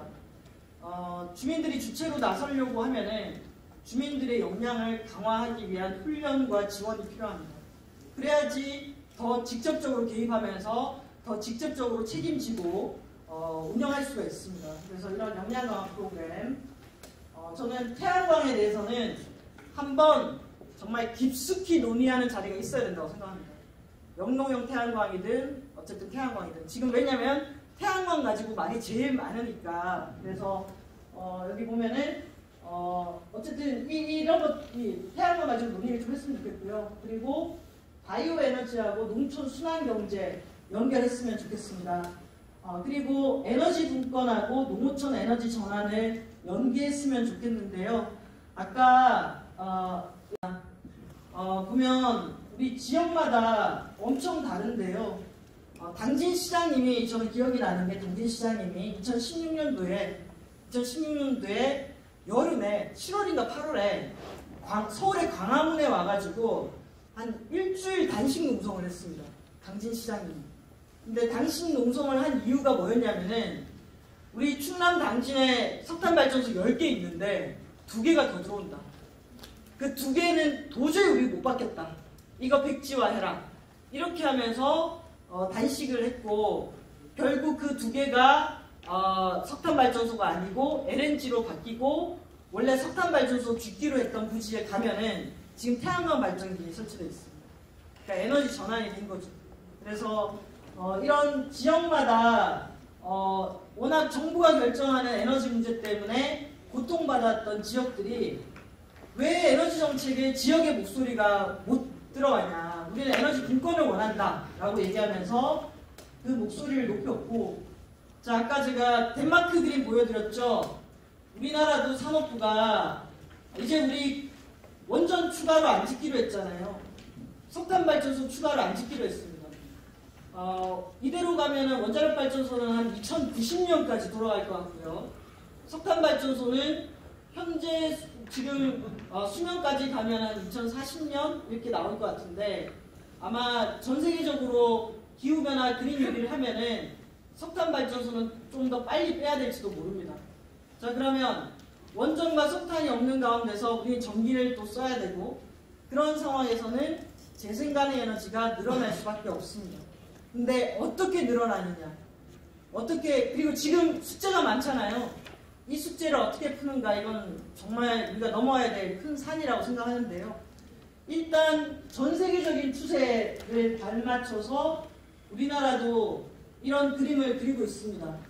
근데 저는 이런 그림을 딱 보면 한편으로 이렇게 가야 되기는 하겠지만, 와, 저걸 어떻게 만들지? 이 엄청난 갈등과 이 지금 부족한 이 시스템을 갖춰가지고 이 사회를 어떻게 만들어가야 되지? 근데 이게 우리한테 놓여 있습니다. 안 그러면, 이렇게 안 간다 그러면 여전히 계속 우리는 원전과 석탄에 의존하면서 가야겠죠. 그래서 저는 이거는 우리나라 국민 모두가 갖고 있는 거대한 숙제라고 생각이 듭니다. 그리고 이 숙제를 잘 풀어가기를 원하고요. 다만 이런 거 할 때마다 제가 정부에 요구하는 게 있습니다. 정부에 뭘 요구하냐면은 지자체에서 이런 문제를 풀 수 있는 전담 부서하고 인력이 너무 부족하다. 그래서 이렇게 막 갈등이 일어나면 쫓아가서 얘기도 듣고 조율도 해야 되는데 지자체 담당 공무원 한두 명이 이걸 할 수가 없다. 그러니까 하는 방법이 우리나라 이격거리 규제만 계속 강화되고 있거든요. 그러니까 갈등이 곳곳에서 생기니까. 그런데 과연 갈등이 생긴다고 이격거리 규제를 강화하고 설치를 안 하는 것이 장기적으로 앞으로 10년, 20년 우리의 미래에 있어서 괜찮은 방법이냐라고 한다면은 저는 그건 아니다라고 생각이 들거든요. 그래서 오히려 더 적극적으로 풀기 위해서는 저는 순천에 지역에너지 센터 같은 거 만들어져서 오히려 이런 일이 생겼을 때도 조종하고 듣고 문제를 풀려고 하면 시간을 쏟아야 되는 일입니다. 아무도 이 일을 매일매일 생각하고 어떻게 풀지를 고민하지 않는데 문제가 어떻게 저절로 풀리겠습니까? 그래서 저는 오히려 이 일을 계기로 정말 문제를 제대로 풀려고 한다면은 지금 각각의 지자체들이 에너지 문제를 전담하는 에너지 공사라든지 에너지 센터 만들고 있거든요. 우리 순천이 정원이라든지 숲과 또 습니까? 근데 그렇게 되기까지에는 그만큼 예산을 투입했으니까 그런 변화가 만들어진 겁니다.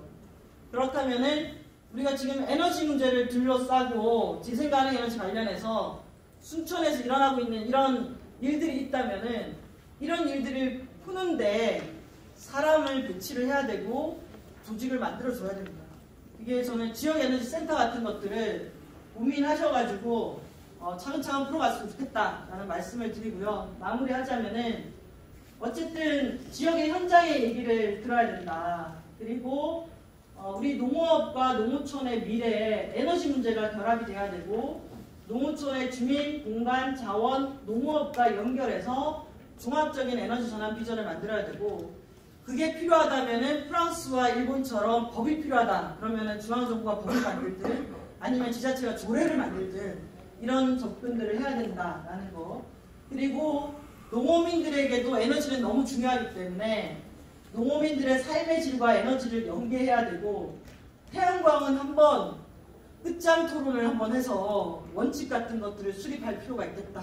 이런 얘기를 드리고 싶고 의외로 저평가되고 있는 게 바이오 에너지다라는 거.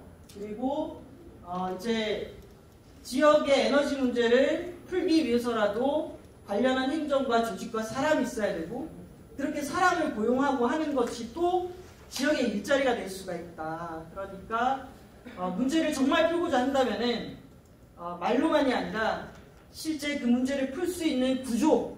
오늘 이렇게 뭐 하나 들었다라고 가는 게 아니라 뭔가 이렇게 문제를 풀려야 된다면은 풀 수 있는 테이블, 그다음에 조직, 기관 이런 거라도 만들어서 했으면 좋겠다. 그런데 이게 저는 또 말씀드리고 싶은 게 풍력 하나 문제를 푸는 게 아니라 순천시 있잖아요. 우리 순천시라는 우리 지역 전체의 미래에서 에너지 문제 어떻게 볼 거냐라는 큰 그림 속에서 하나하나 우리 동네 이게 아니라 우리 순천 안에서 순천의 에너지 문제 어떻게 할지 라는 그 그림 속에서 논의를 해 주셨으면 좋겠다라는 말씀을 드립니다. 저도 엄청 혼신의 힘을 다해서 여러분께 말씀을 드렸는데요. 제가 이렇게 경험하고 생각했던 것들이 여러분께서 논의하시는데 도움이 됐으면 좋겠습니다. 네, 감사합니다. 열성적으로 강의를 해주신 유희진 박사님께 다시 한번 큰 박수 부탁드립니다. 고맙습니다. 오늘 강의를 통해서 왜 정부에서 뉴딜 정책으로 가야만 할 수밖에 없는 상황에 대해서 이해도를 높였을 거라고 생각됩니다. 그러면 박사님 잠깐 또 이런 부분에서 궁금한 사항이나 질의가 있을 거라고 생각합니다. 한 세 군데 가셔가지고 질의를 해주시면 좋겠습니다. 우리 가운데 이런 말씀하시고. 승주 월계에 살고 있는 정규천입니다. 오늘 우리 유진 교수님의 강의 잘 들었고요. 거의 동감합니다. 그런데 전국을 순회하시다 보시니까 가장 많이 붙어있는 내용이 뭐든가 프랑이 내용이 전국을 돌다 보면 현수막이 네네네. 어떤 내용이 가장 많이 붙어있던가요? 지역에 따라 또 다릅니다. 그렇습니까? 네. 제가 말씀드릴 것은 네. 풍력과 태양광 반대 프랑이 참 많이 붙었을 것입니다. 네. 따라서 오늘 교수님 같이 좋은 말씀, 그 다음에 에너지 정책에 대한 전반적인 이해 참 좋아요. 그린 뉴딜 정책의 하나의 전도사가 되겠지만 자칫 잘못하다가는 갈등의 유발자가 될 수 있어요. 갈등 유발자요? 예, 예. 네네네. 그리고 실은 여담입니다만은 오늘 그린 뉴딜 정책에 대한 설명하시는데 그 정책에 반한 동기를 유발했어요. 아, 네. 우리 여기 많은 분들이 네. 오실 때 네. 엄청나게 흥분하실 거예요. 아, 네. 흥분하면 호흡이 가쁘잖아요. 네. 가쁠 때 이산화탄소 많이 발생해요. 그리고 좀 하시고 아까 여러 가지 하는 말씀 중에서 중요했던 건 뭐냐면 지역마다 주민과 업자 간의 갈등이 있더라고요. 근데 실제 주민과 업자의 갈등이 아니에요. 주민과 지역의회 의원들과 갈등이에요. 무엇을 두고? 풍력 발전 특히 설치 여부에도 특히 이것거리에 두고 우리는 왜 이 순천 땅에 살면서 의원들과 이렇게 갈등하고 의원들과 다 불신해야 돼요? 왜 의원들은 우리 주민들의 편이 아니고 업자의 편만 드냐고 우리는 그렇게 생각해야 돼요? 오늘 이 자리도 그린 뉴딜 정책에 대한 전반적인 이해를 높이는 그런 자리가 얼마나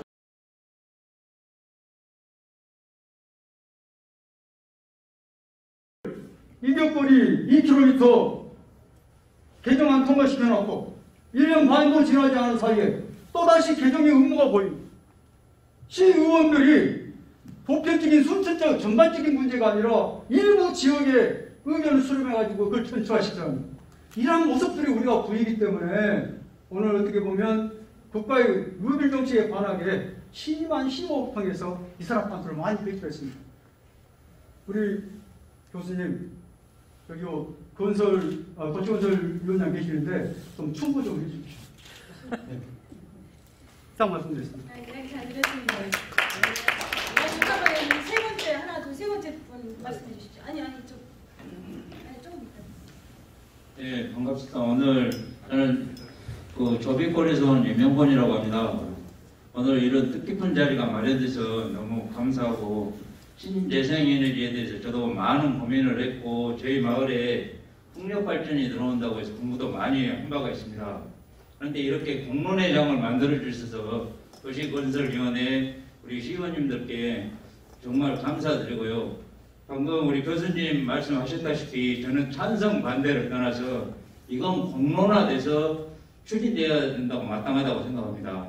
저희 지역에서 저희가 태양광 때문에 저희 조비골이 난리가 나가지고 한 달간 데모를 하고 주민들이 두 쪽이 나눠져서 난리가 났던 적이 있습니다.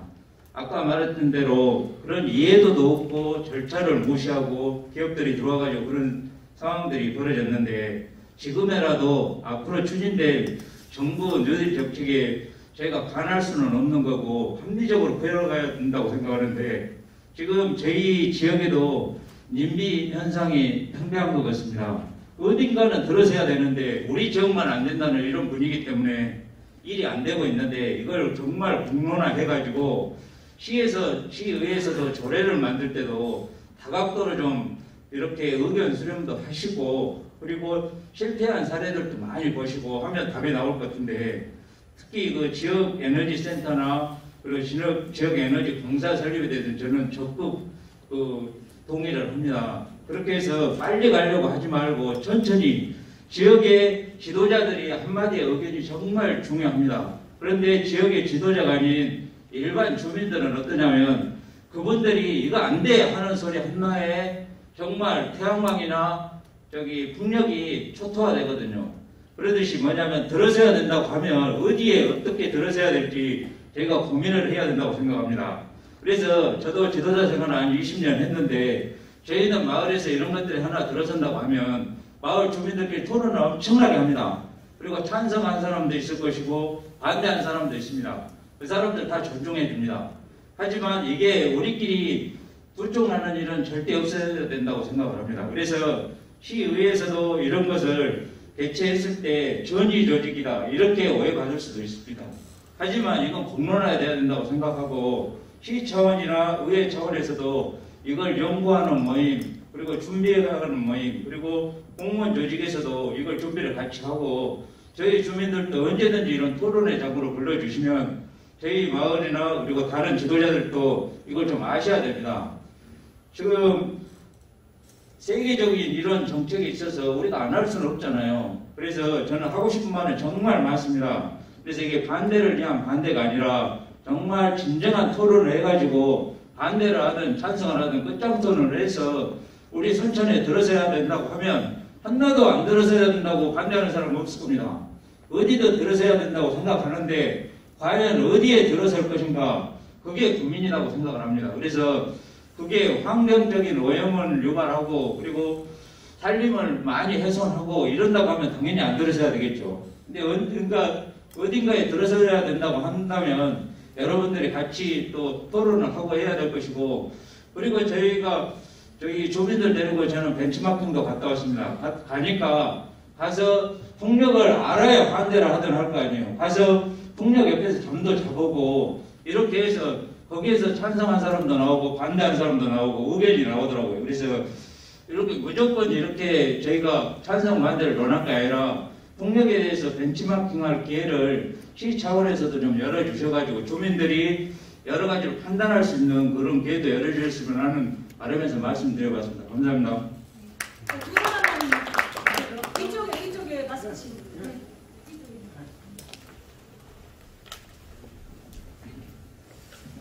안녕하십니까. 저는 성주에 사는 손영건입니다.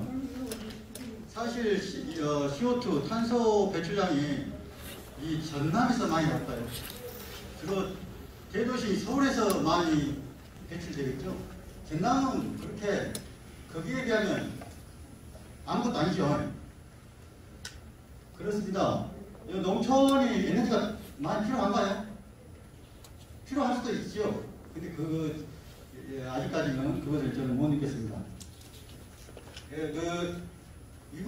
이명박 대통령은 선언적으로 하고 직감적으로 하고 그래서 4대강이 너무나 피해를 많이 줬지 않습니까? 또 우리 문 대통령은 잘 하십니다. 여러 가지로. 하지만 이 태양광이나 풍력에 있어서는 약간 선언적이지 않냐? 왜 선언적이냐? 제가 이렇게 풍력이나 그거에 대해서 산업부에 전화를 해보여요. 그러면 산업부에서는 그건 지자체에서 알아서 할 일이다 이렇게 말하거든요. 이 풍력이나 태양광에 있어서 정책적이고 국가에서 정책적이고 전략적이고 이런 부분을 생각해야 되는데 무작정 사업자들한테 전기 사업을 내줘가지고 그냥 지금 우리 이격거리 아까 강사님께서도 이격거리를 말씀하셨습니다. 근데 이격거리는 상당히 중요합니다. 그 이격거리가 나왔으니까 우리 순천이 2km입니다. 구례가 2km입니다. 순천이 1.5km입니다.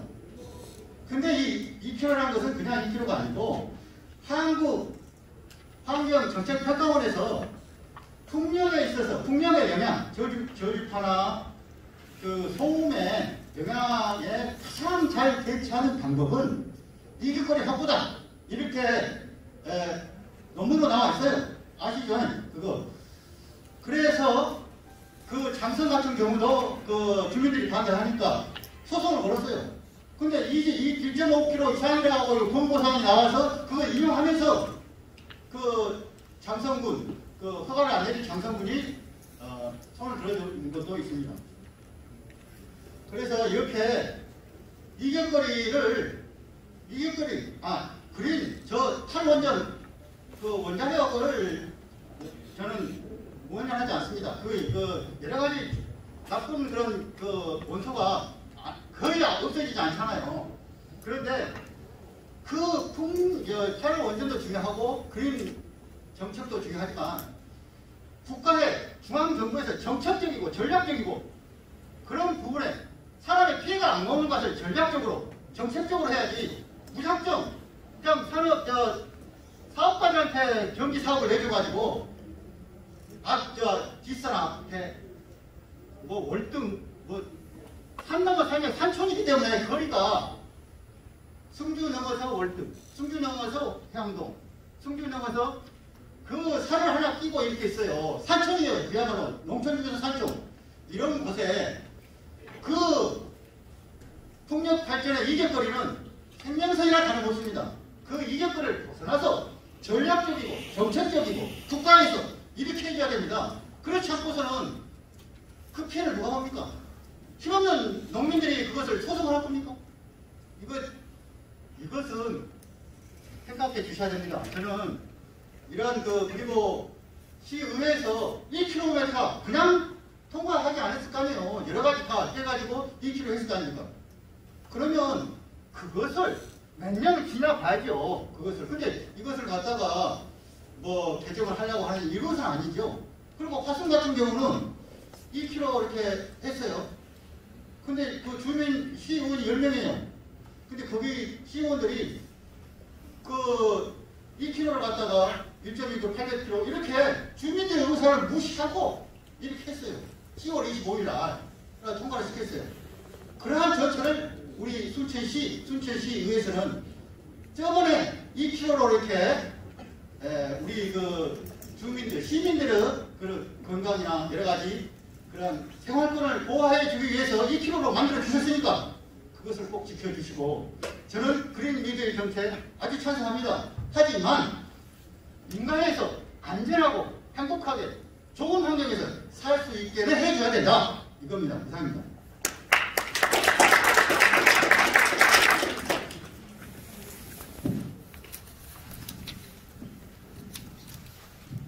반갑습니다. 저는 순천시 향동 수리공과 남봉산 재단에서 복사하고 있습니다. 교수님께서 지금까지 발표해 주신 내용 너무 유익하게 들어봤습니다. 꼭 필요한 정책이라고 생각합니다. 저는 1분 20초 의장님께 아니면 순천시 관계자분께 질문 하나 드리겠습니다. 육상폭력 때문에 저희들은 왔습니다. 관심은 거기가 있습니다. 그래서 제가 혹시 틀린 내용이 있으면 교수님께서 지적해 주시고요. 시에서도 좀 고민 좀 해주시기 바랍니다. 풍력 발전에 대해서는 진짜 육상풍력과 해상풍력 두 가지로 나눌 수 있는데, 육상풍력의 시설은 소음, 진동, 저주파, 또한 불규칙한 풍랑에 따른 심한 전력 열차, 그로 인한 화재, 또 그 화재를 예방하기 위해서 방화선을 위해서 민둥선을 만들고, 또 그 시설을 관리하기 위해서 도로와 시설물을 설치하고, 그러기 위해서는 생태계 환경을 완전 파괴하는 수도 없이 많은 문제점이 발생하게 됩니다. 그로 인해서 지역 주민과 업자 간에 많은 민원이 발생하고 있는 게 현실입니다. 근데 뭐 장점은 뭐가 있을까? 해보니까는 관리 유지비가 아주 저렴하다는 겁니다. 해상에 비해서. 그러면 이 내용은 지역 주민, 뉴딜 정책 이걸 떠나서 이익하고 직결되는 겁니다. 그래서 영국이라든가 좀 전에 교수님께서 말씀하신 덴마크, 핀란드 등은 육상에서 해상으로 지금 이동하는 추세입니다. 그런 많은 민원 때문에. 근데 우리 생태도시 수천에서는 공공의 목적을 위한 친환경, 신재생에너지라는 부담으로 어떠한 작은 이익 집단의 이익을 위해서 지역 주민의 희생과 생태도시 파괴를 유도하는 듯한 순천시의 이러한 과정이 순수해 보이지 않다. 이것입니다. 거기에 대한 답변을 부탁드리겠습니다.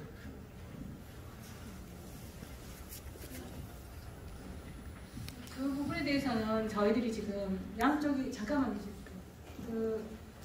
두 분류가 있습니다. 한쪽에서는 반대로고 한쪽에서는 지역 참여형으로 가기 때문에 이 부분을 어떻게 할 것인가 이런 과정에서 토론의 장을 마련한 겁니다.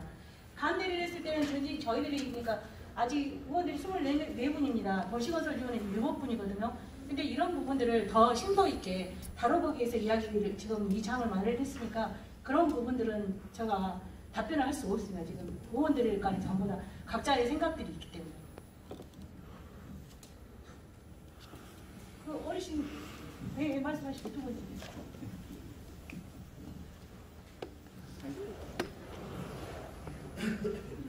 고론을 잘 됐습니다. 조합면 불공말에 썼습니다. 그런 것이 아니고 지금 오늘 동창회 이 이야기를 듣고 보니 이렇게 인체에 피해가 없고 모든 데 피해가 없다고 생각하면 우선 저 생각에는 국회 의사당부터 이 풍력 발전기를 설치하고 태양광도 설치했으면 좋겠습니다. 이 제가 말주변이 없어서 이렇게 말씀을 드려서 죄송합니다만, 그리고 각 지자체에는 도청 앞에나 또 시에서는 시청 그리고 국가 전문 박람회 같은 분들 이런 데다가 설치해가지고 그것이 효율적 것들은 누가 반대를 하겠습니까? 그래서 제가 이 말을 하는 것이 가격하다고 생각하면 어떻게 생각하는지 모르고 저는 참 지금 흥분되어 있습니다. 이렇게 좋은 시설을 에너지를 생산한다고 한다면 안 그렇습니까? 여러분들 생각을 한번 해보십시오. 도청 광장이나 시청 광장이나 그러면 국가가 운영하는 국가 전문 박람회 그리고 국립공원대 이런 데 설치해가지고 주민들한테 피해 안 가게 했으면 안 좋겠습니까? 이사님.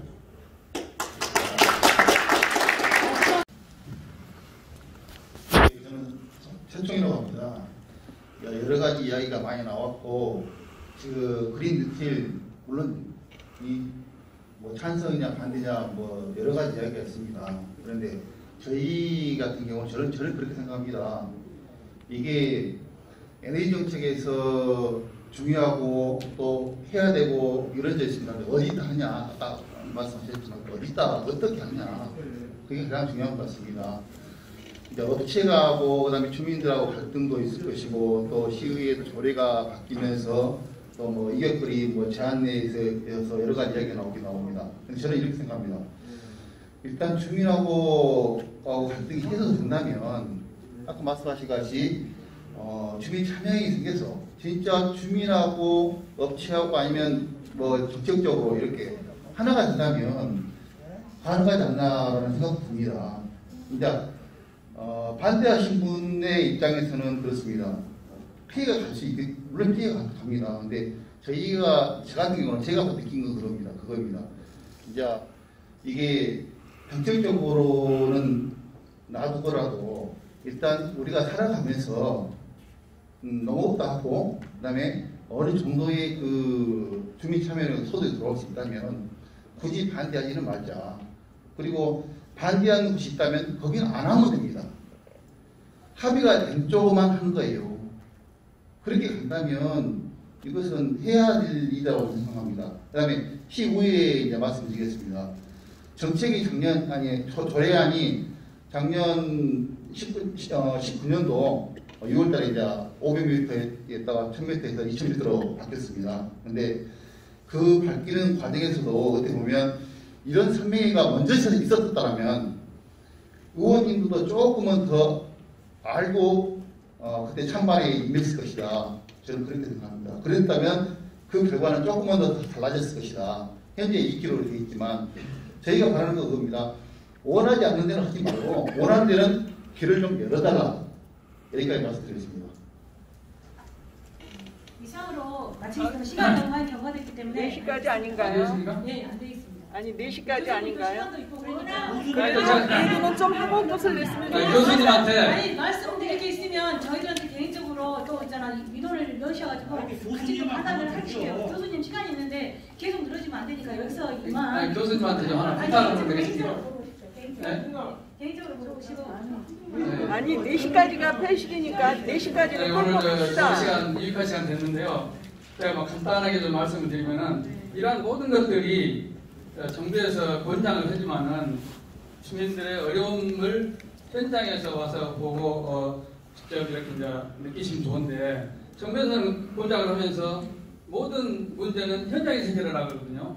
즉 예를 들어서 저는 다른 그것도 설명하고 정부에서 이렇게 권장을 하면은 정부에서 좀 가이드라인을 좀 정해가지고 상위법으로 주민들의 보상 문제라든가 또 그다음에 또 이격거리 이런 것들을 좀 주민들이 피해가 없고 건강상의 문제가 없고 좀 여러 가지 주민들이 반대하는 이유들을 좀 해결할 수 있는 그런 어떤 법적인 제도를 좀 마련해 줬으면은, 그리고 법으로 좀 표준화를 시켰으면은 이러한 갈등들이 없지 않을까 그렇게 생각을 합니다. 정부에서 지금 현재 2019년도에 보니까, 올해 보니까 그 중소기업 벤처부에서 중소벤처기업부 ombudsman단에서 이러한 갈등들을 해결하기 위해서 이격거래라든가 이런 것들을 시도에 많이 문의를 하더라고요. 그런데 아직도 그런 부분들이 결정이 안 된 것 같아요. 그래서 교수님한테 말씀을 드리자면은, 이런 그 정부 정책에 많이 참여를 하고 계시니까 이러한 이격거래 등에 대해서 좀 정부 법이 좀 표준화되어 가지고 해주시면은, 정책에 참여할 때 좀 이런 말씀을 좀 해주시면은 좋지 않을까 생각합니다. 4시까지 하기로 했으니까 4시까지 합시다. 그러면 잠깐만요. 지금 환경단체 이야기 한번 듣고 다음에 이야기. 네네.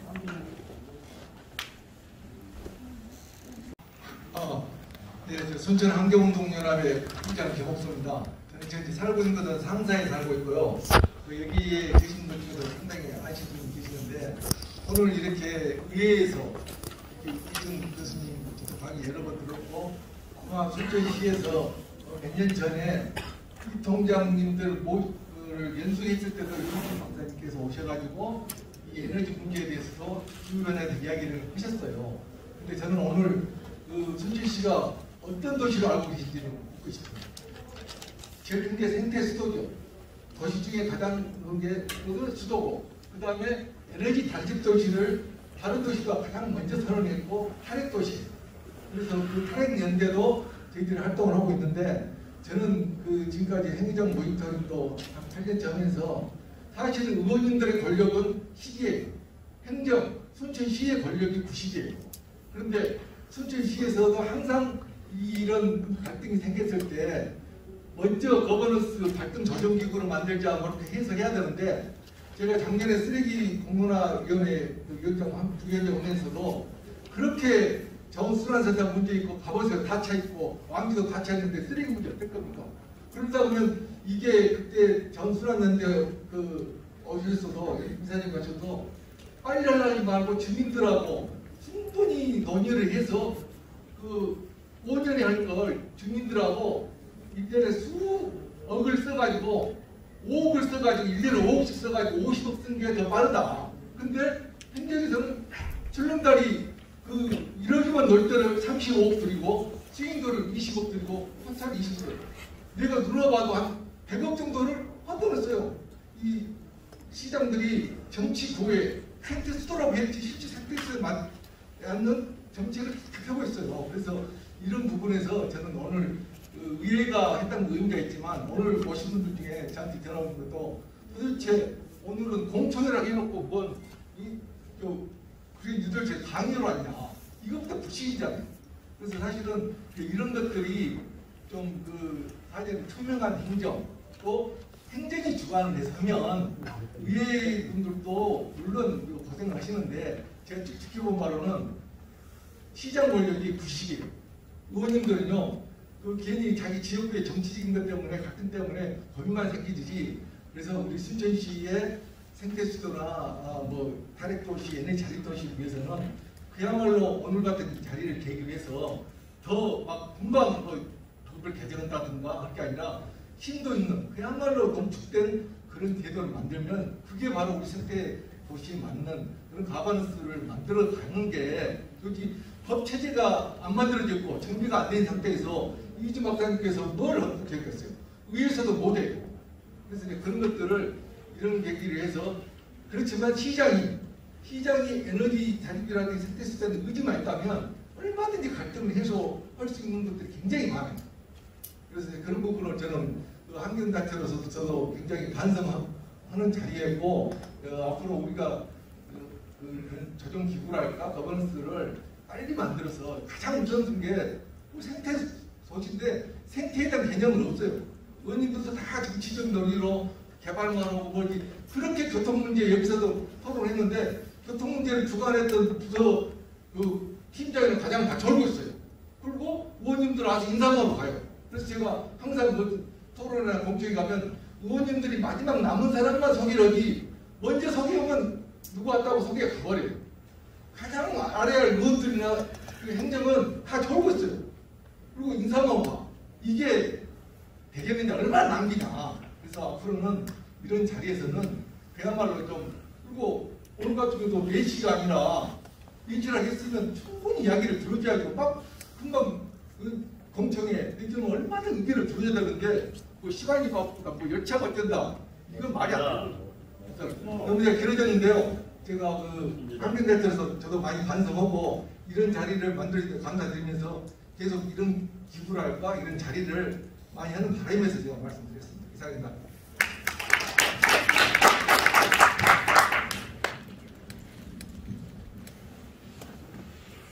송광에서 온 나승래입니다.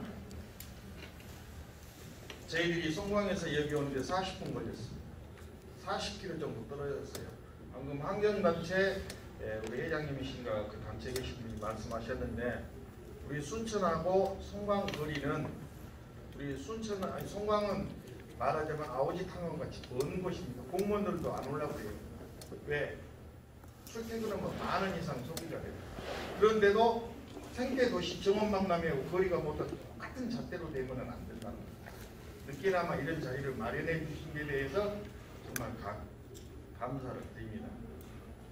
저희들은 주암댐으로 인해서 농사와 규제가 엄청 많은 곳입니다. 그러다 보니까 살궁책으로 인해서 주민 참여형으로 인해서 산자부에서 정책이 나와서 그걸 따라서 주민 참여형으로 해서 한번 해보고자 하는 그런 게 있는데, 제일 중요한 것이 우리가 산자부에 대해서는 정책 같은 것도 아직도 모르고 있어요. 그런 것을 알게 해줄 수 있는 단체나 조합 형성까지 아직은 모릅니다. 그러나 제일 중요한 것이 업체가 먼저 와서 하는 게 주민들이 느낀 게 뭐냐, 업체가 돈벌이가 되니까 되겠다, 그렇게 생각하시는 분들이 많습니다. 그런 토론의 장이 없었다는 것이 제일 중요하고, 거기에서 참여하는 사람들도 반대가 있고 찬성이 있을 것이라 그 말씀이에요. 그러나 우리가 노인정책이 20만 원 준다니까 박근혜가 표가 제일 많이 나온 것 같이 우리 주민들한테 월 얼마씩 주겠다 하는 그런 방식으로 간다니까 우리 주민들은 찬성입니다. 다른 지역은 안 됐을 것이라지만 우리 송광은 그렇게 간다는 것이에요. 그렇기 때문에 우리 주민들이 필요하는 것은 이격거리가 해당된 지역은 유동성을 줄게 있게끔 해 주십사 하는 것이에요.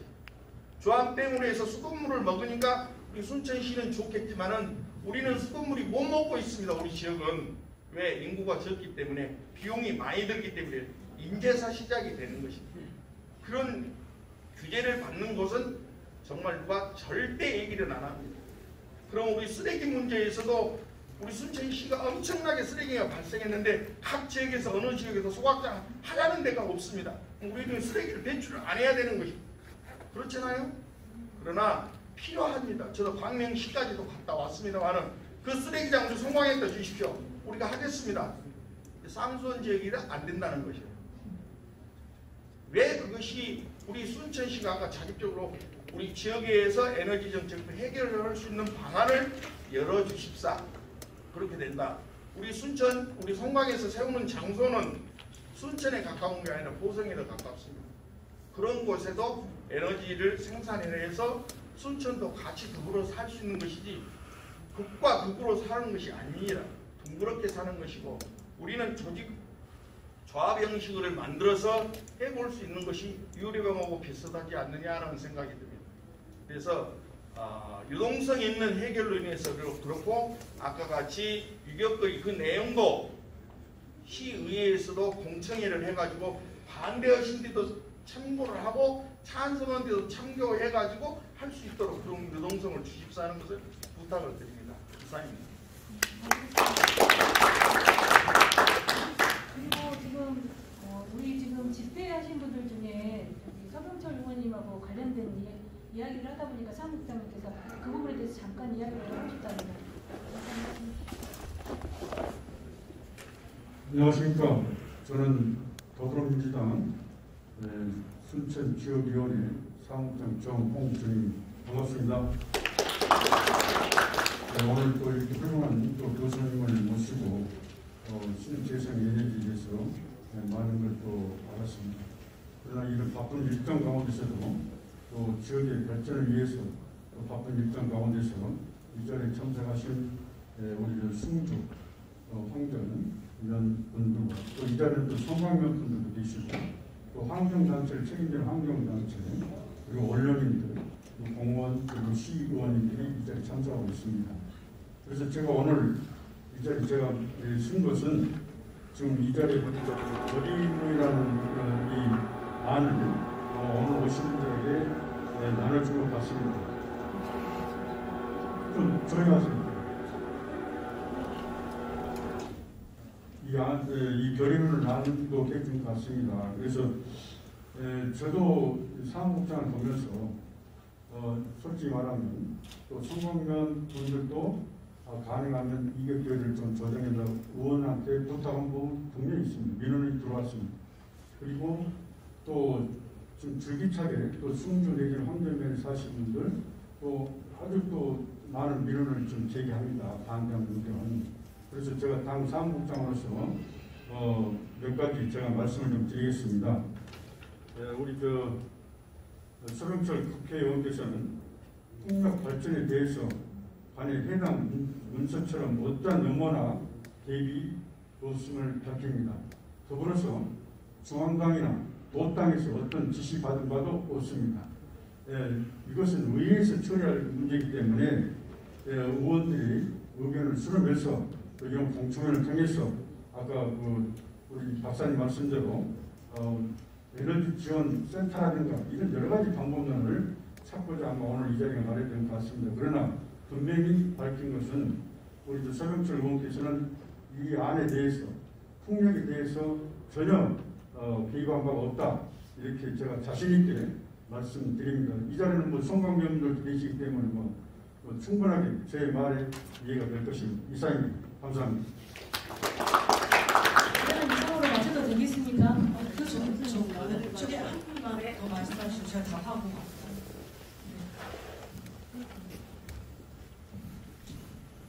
박사님 감사해요. 왜냐하면 지금 이제 국회의원님 말씀하셨죠. 그리고 또 우리 이제 또 우리 시장님도 계시고 여러분들이 계시는데 저희들은 여러분들의 얼굴만 쳐다보고 해가 뜨면 일하고 물건이 보이지 않을 때까지 농사를 짓는 아름다운 사람들이에요. 정말 8시, 9시에 출근해서 5시에 퇴근하고 주 5일을 근무하면서 할랑할랑하면서 할 소리 못할 소리도 하고 모든 권한 다 잘라버리고 무시해버리고 들어주지 않고 하는 분들이라고 저희는 또 일방적으로 생각하고 삽니다. 박사님, 오늘 강의가 우리 순천시에 책임지고 계시는 분들만 모아놓고 강의를 하셨으면 그분들의 마음속에 꼭꼭 짚혀서 들어갔으면 저희들은 참 행복하게 살 수 있습니다. 정말로 행복하게 살 수 있습니다. 간절하게.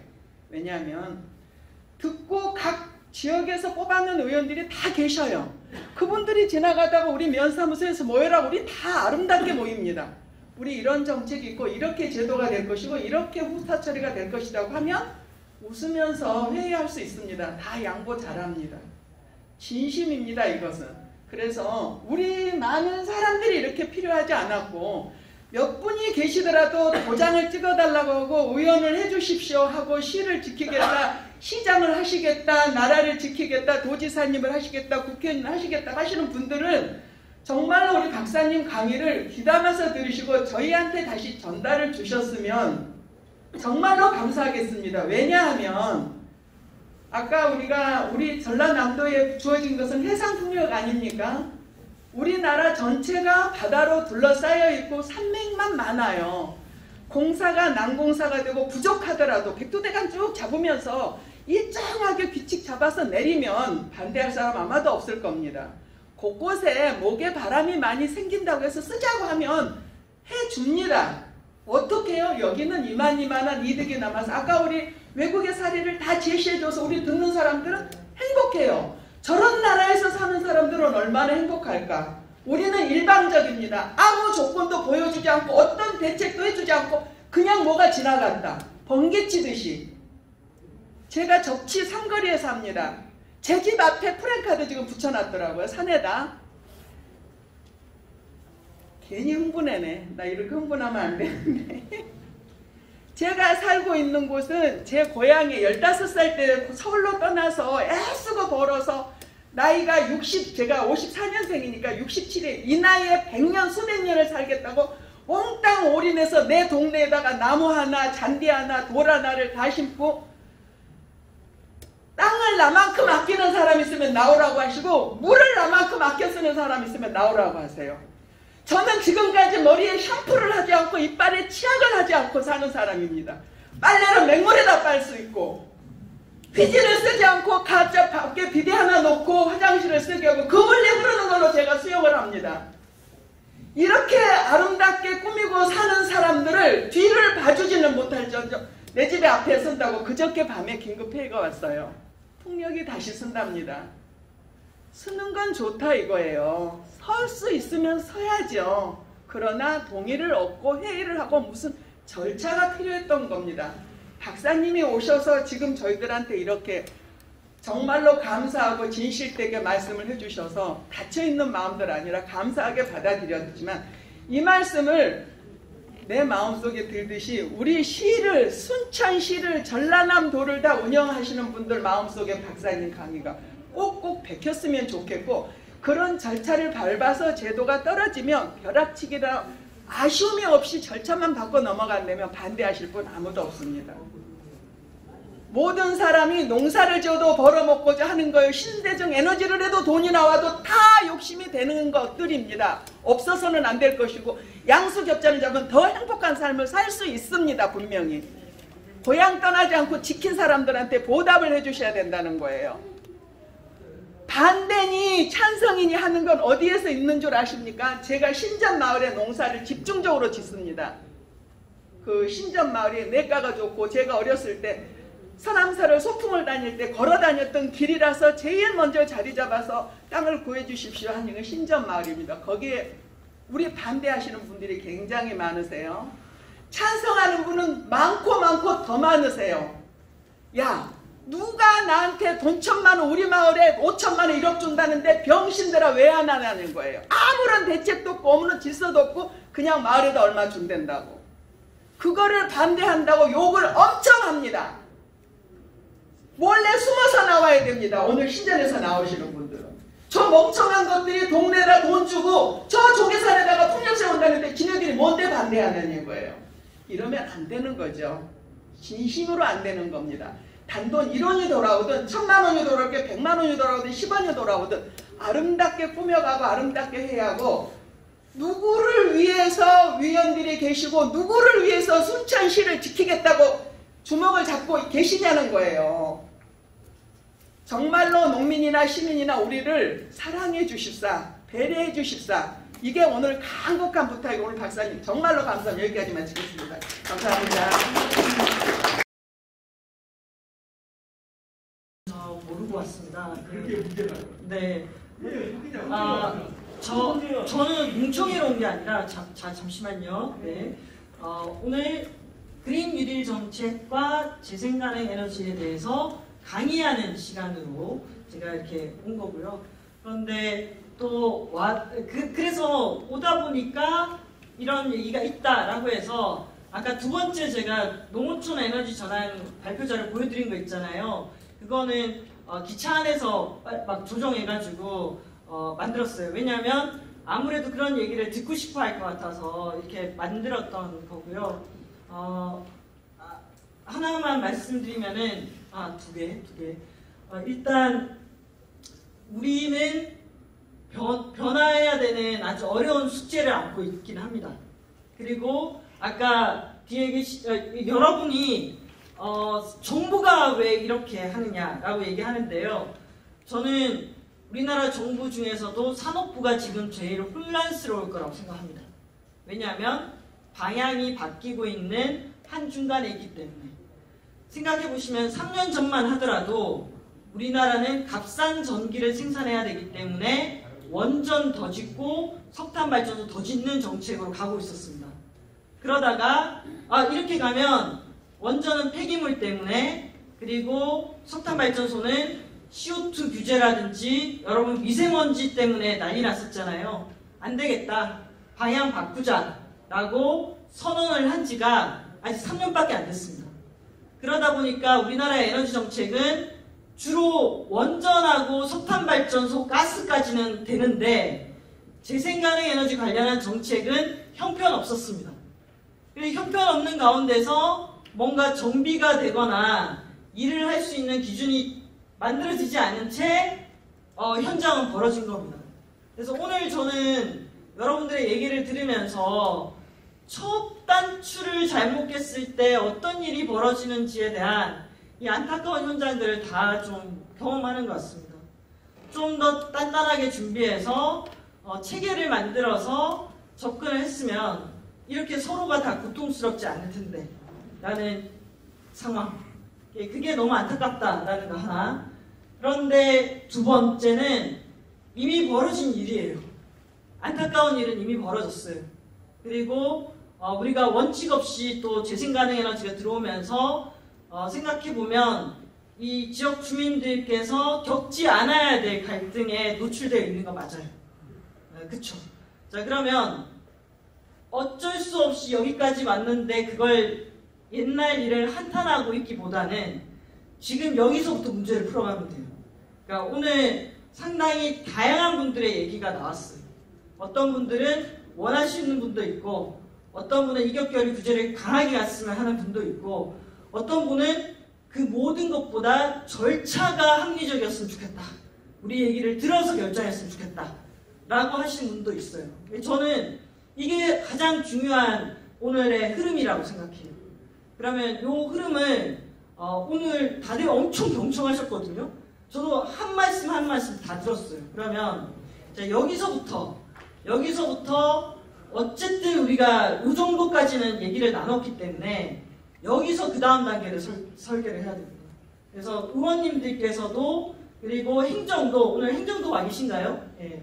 행정도 오늘 나왔던 얘기들을 좀 기록을 하셔가지고, 자, 그럼 그 다음 단계에 바로 뭔가 조례를 결정하거나 뭔가 하는 것으로 가면은 오늘의 이 시간이 무의미해지거든요.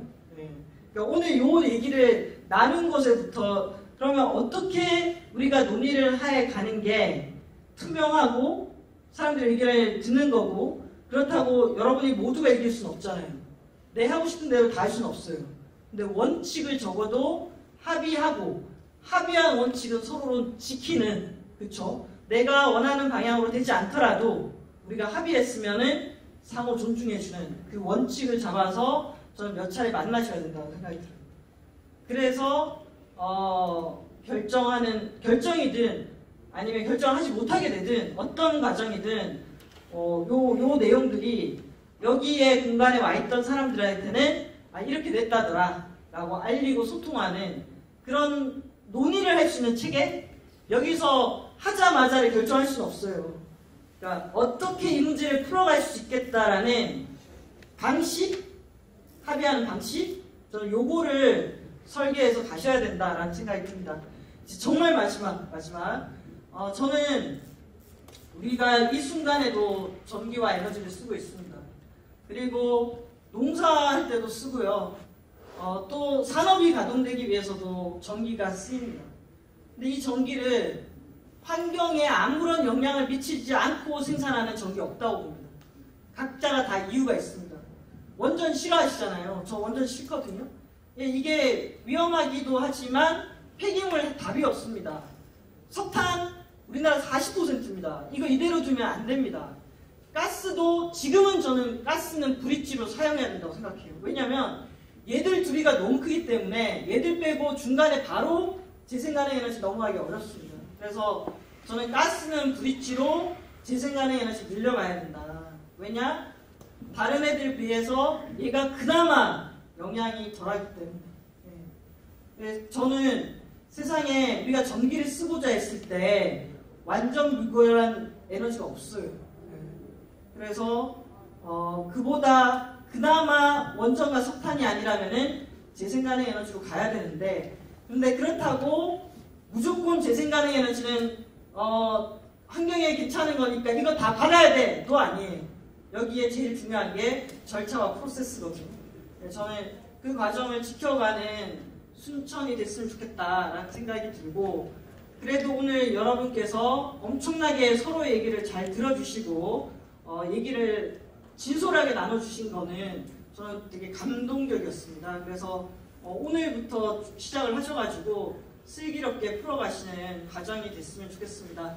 저는 정부는 아닙니다만은 어쨌든 오늘 여러분께서 주신 얘기들을 잘 귀담아 듣고 제가 할 수 있는 영역에서 역할을 하도록 하겠습니다.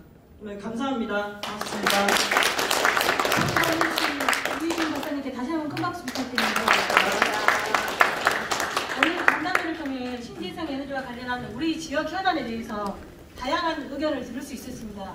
저희 도시건설위원회에서도 다시 한번 서로의 또 각자 생각이 다르기 때문에 각자의 생각을 가지는 분들과 함께 한번 자리를 조만간 마련해 보겠습니다. 참석해 주신 시민분들과 관련 단체들께 진심으로 감사를 드립니다. 이상으로 누들정책 신재생 여론과 관련한 정책 간담회를 마치도록 하겠습니다. 감사합니다.